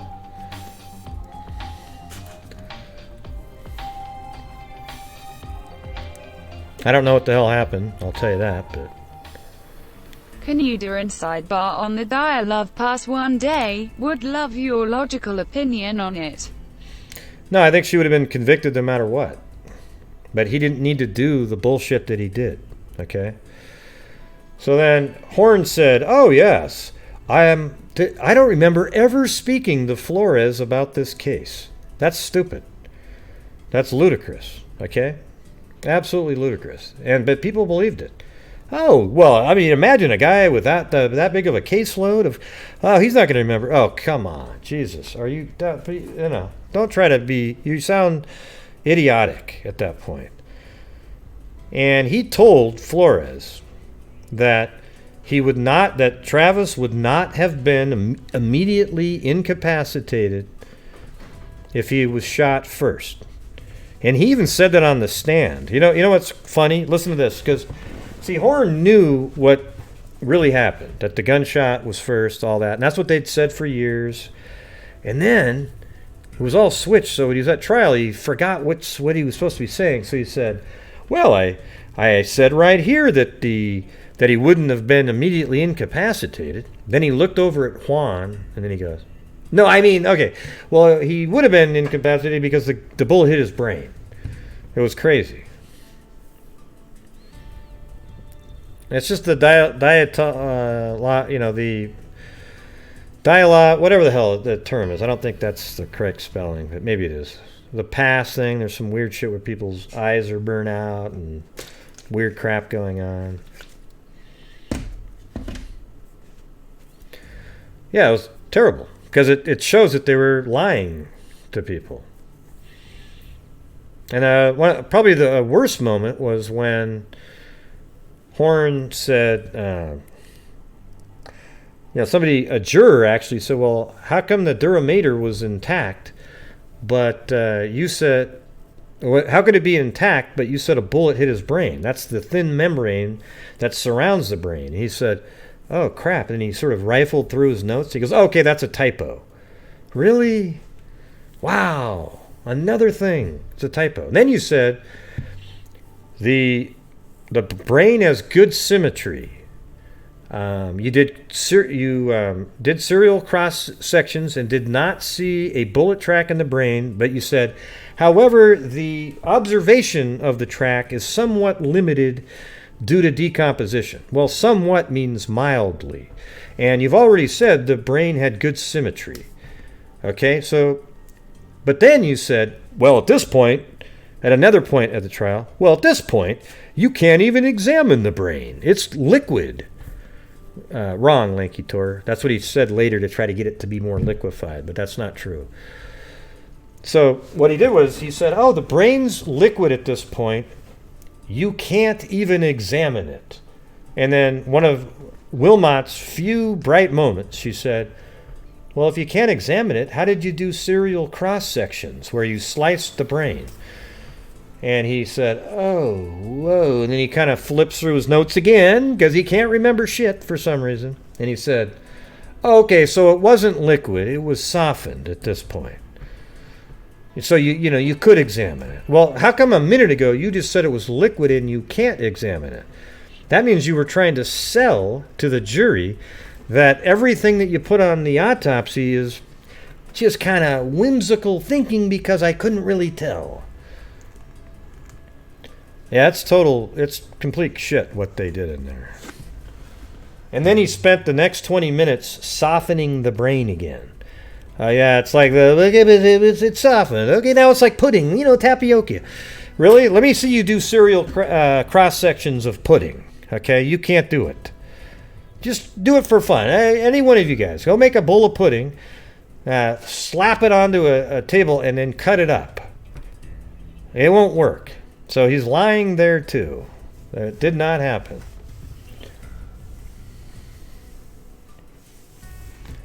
Yeah. Anyways. Yeah, maybe I'll take a look at that. But so many other YouTubers have done that dietol or whatever the hell the name of that pass is. It's like in Russia. Hell, maybe it was nuclear testing and, the radiation came and burned them all. We just don't know.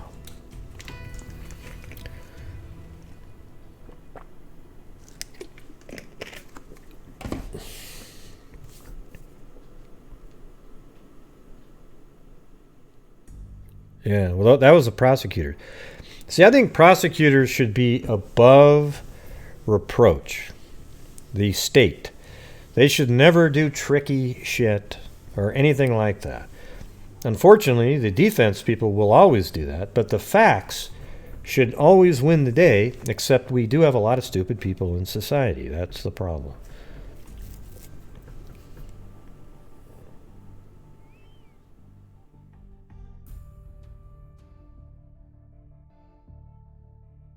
Yeah.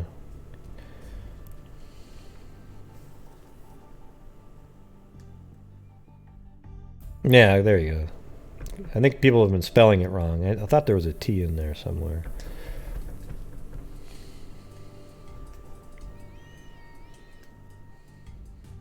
Yeah. That's right. Smash that like button. Anyways, I think I'm about done for tonight, everybody. I hung in there. There's so much more to that Darius case, though.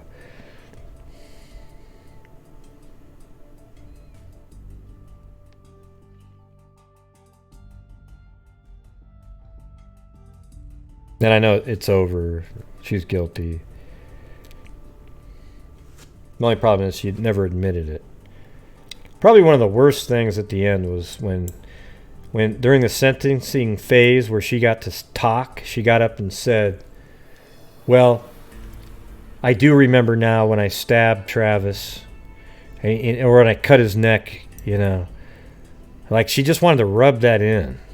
And that's when the judge should have turned around. You know, I don't know. She'd had nothing to do there at that point. Jody got the maximum sentence under their law in Arizona after a second mistrial on the penalty phase portion. Yeah. Yeah, that George Barwood idiot. He said, well, of course, you know, over time you just start remembering more. No, George, she kind of remembered the entire time, actually, George. She remembered the entire time. She remembered every single thing that she did. She didn't just randomly start remembering something.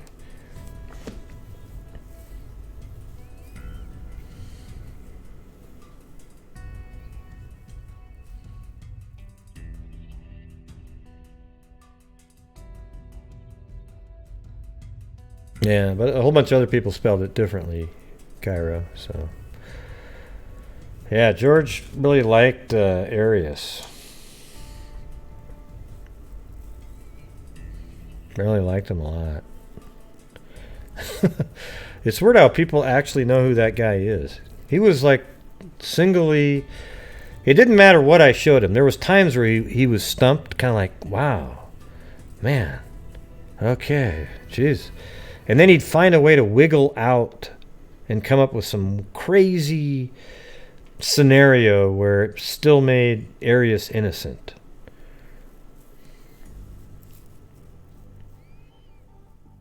Now there's no Streamlabs. I don't think my bots seem to be working, right? I'm not sure why. Let me see.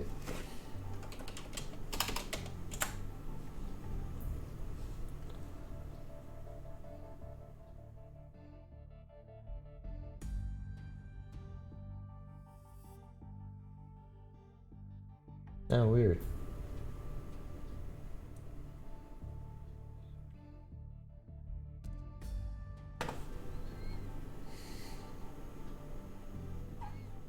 Yeah.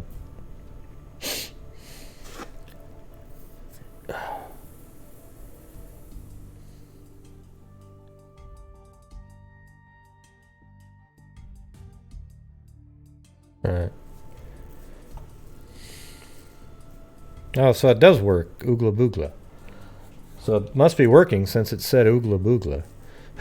Or maybe it just started working just now. I don't know.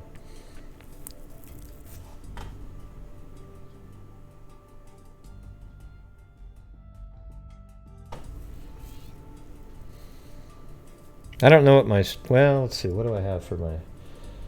Let me find something. Wow, there's still 240 people watching. Even though we're not talking about much right this minute, but...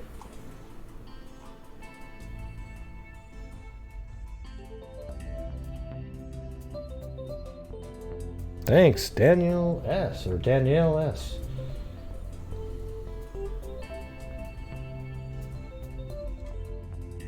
Da-da-da-da, da-da-da-da-da.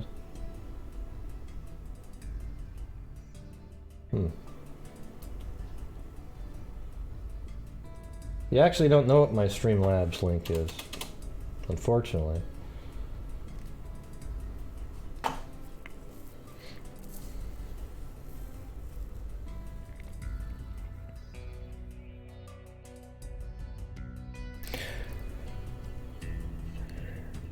Mercury retrograde.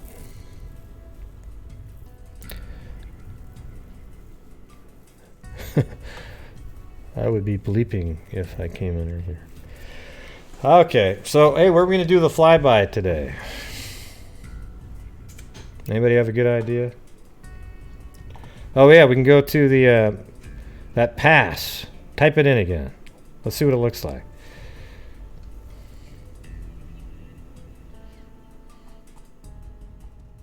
There it is. I got it.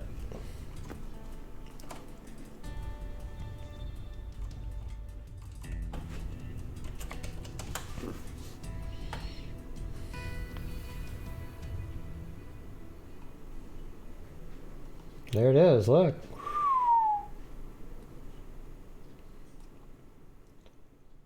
Yeah, it's not the prettiest place in the world, though.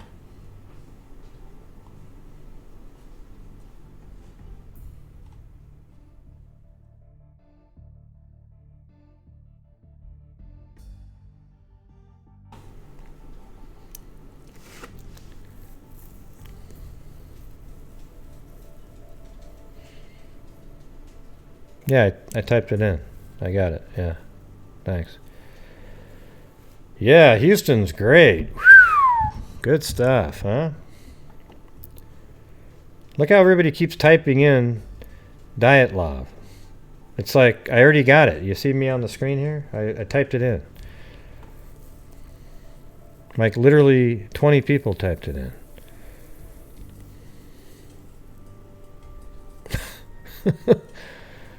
2 cents. You gotta make start doing rap with a name like that. Yep, I'm so mean. I don't think there's that big of a delay. All right? Type a 1 in.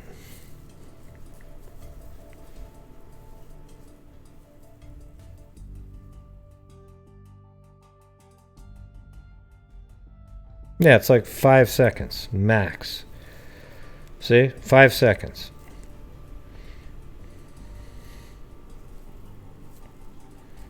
Santorino.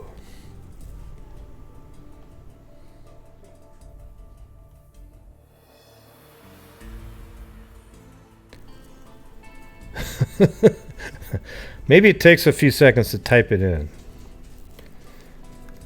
I just think it's funny when people do that.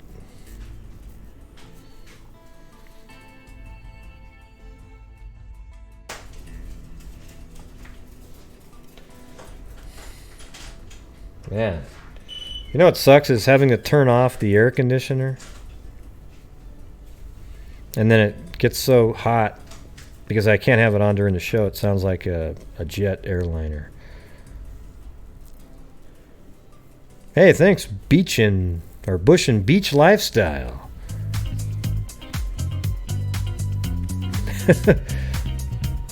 Well, I hope you still like my shows. Look at these. Thanks, Gray. Still hashtag in love with your shows, X. Look at that's what happened right there. Moonwalking across the Dyatlov Pass. That's what happened. Wow. We just figured out the whole mystery. Okay, well, thanks to Barbara Smith, Claudia Neubauer again, and Lanky Tor, Cairo Al-Qadir, Crystal, a.k.a. Beaver Gaming Sub Crystal, Ann Healy, Cairo Al-Qadir, Steve Jones, Rob, Cairo again, with the, let's see, yeah, the Dyatlov Pass one, and then Danielle and Bush and Beach Lifestyle. So hold on one second, though. Got to check something out.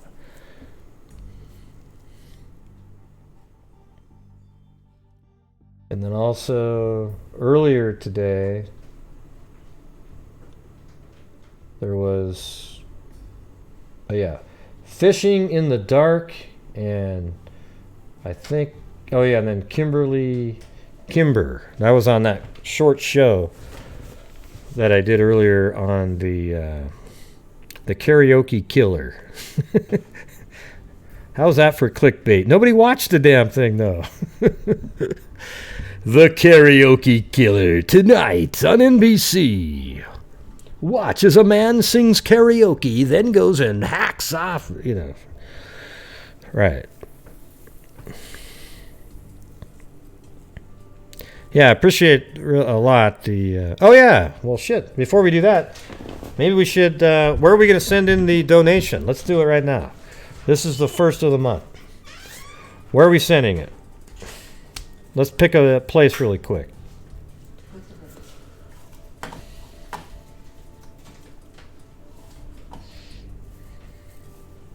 How about the exploited, what is it, the Center for Exploited and Missing Children? Is that a good one?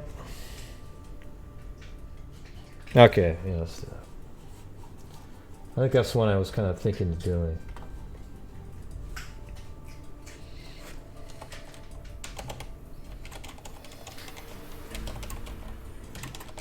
I think that's what it's called, isn't it?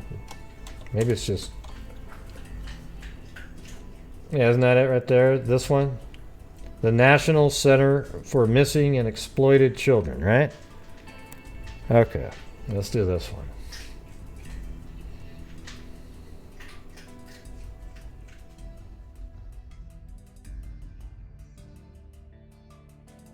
Now they make you fill out this whole thing?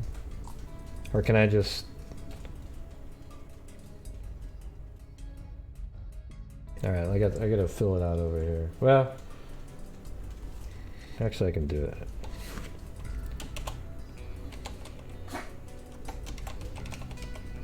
I should type in Gary and really throw him off, right?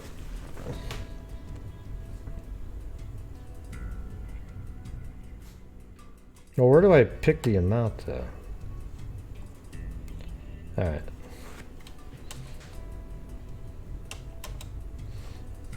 All right, how about we'll send in $150. All right, there you go. 150.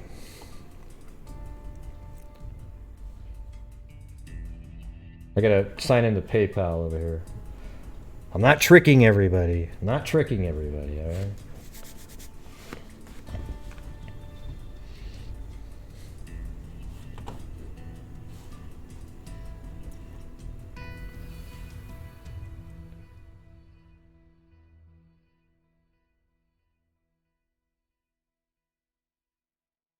Alright, so there we go. Now it's all set. And then we just hit this button right here. And here we go. Well, I guess I gotta put more crap in. Jesus. They shouldn't require you to do all that shit. They should just let you do it. Alright, I gotta put my address in there. Why don't trolls watch this part?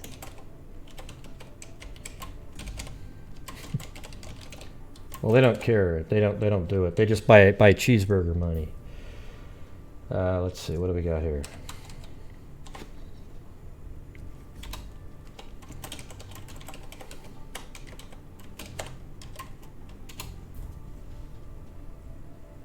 Okay.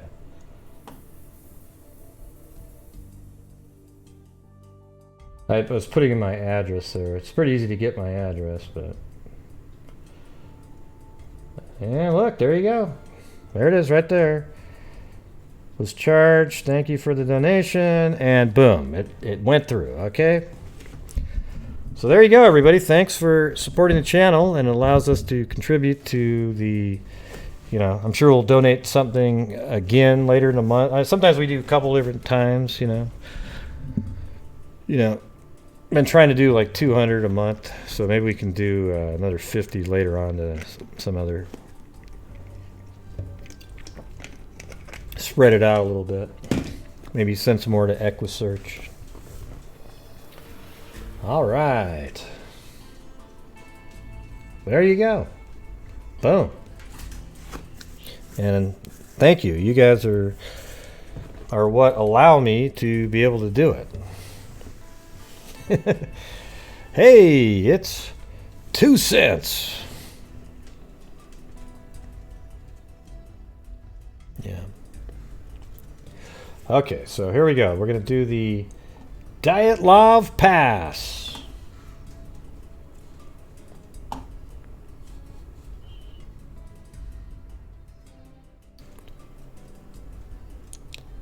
How do you say it though? I mean, I've heard people say it like Dyatlov or something, right?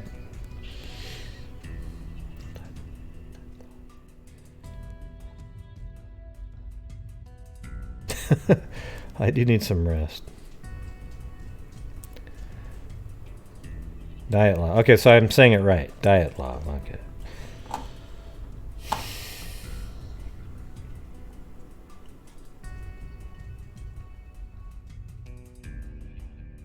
All right. Here we go. I didn't go to where 2 Cents wanted to go. I didn't think looking at Houston with the smoke billowing out of the factories would be that pretty. Not saying this is much better, but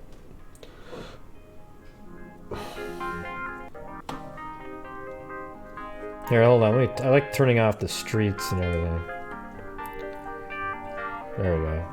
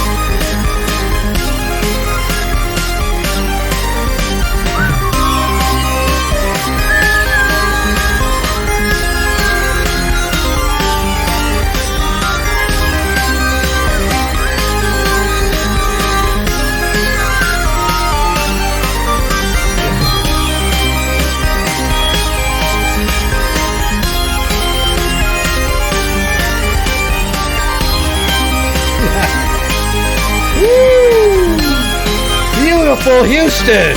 Yeah!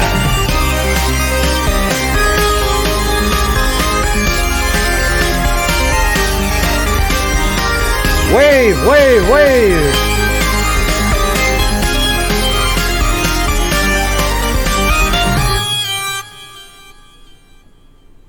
Now maybe one more time.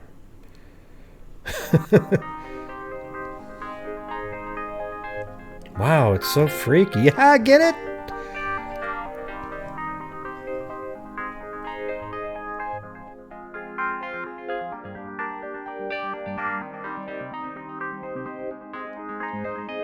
Hey, we can fly through the city.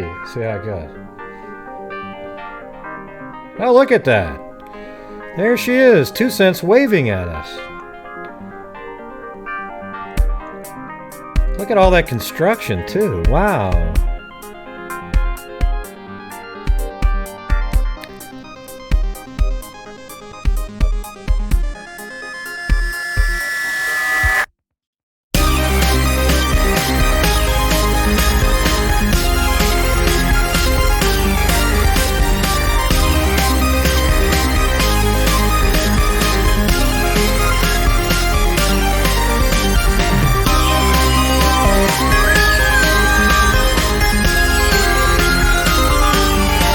Wow, it looks like something right out of Saddam Hussein's Iraq. Wow.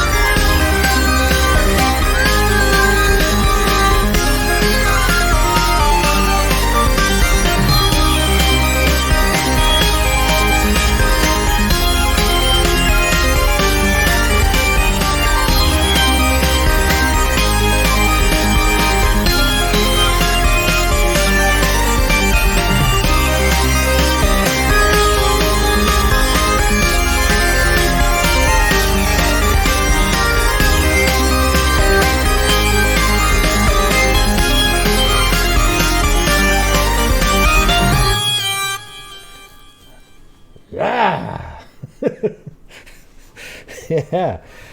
Wow, we went all over the place, man. Russia, Houston, Utah, all in about 2 seconds. Yeah. Yeah, but anyways, thanks everybody for showing up tonight. I know we were kind of all over the place even in the show, but at first it had some continuity to it, right? Covering those 4 cases, and then it just went off into the wild blue yonder. We almost had a call.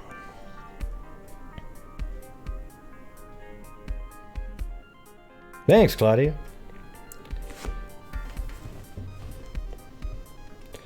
Yeah, anyways, listen, everybody. Thanks for showing up. And oh, yeah, my head's out of the shot because I had to move the camera a minute ago. And behind me is one of the posters our freaks made. And then a mod that's on one of the mugs. The mod mugs. All right. But again, thank you all for showing up, and thank you for all the moderators for doing what you do. Tonight seemed like a pretty peaceful night compared to some of the other ones.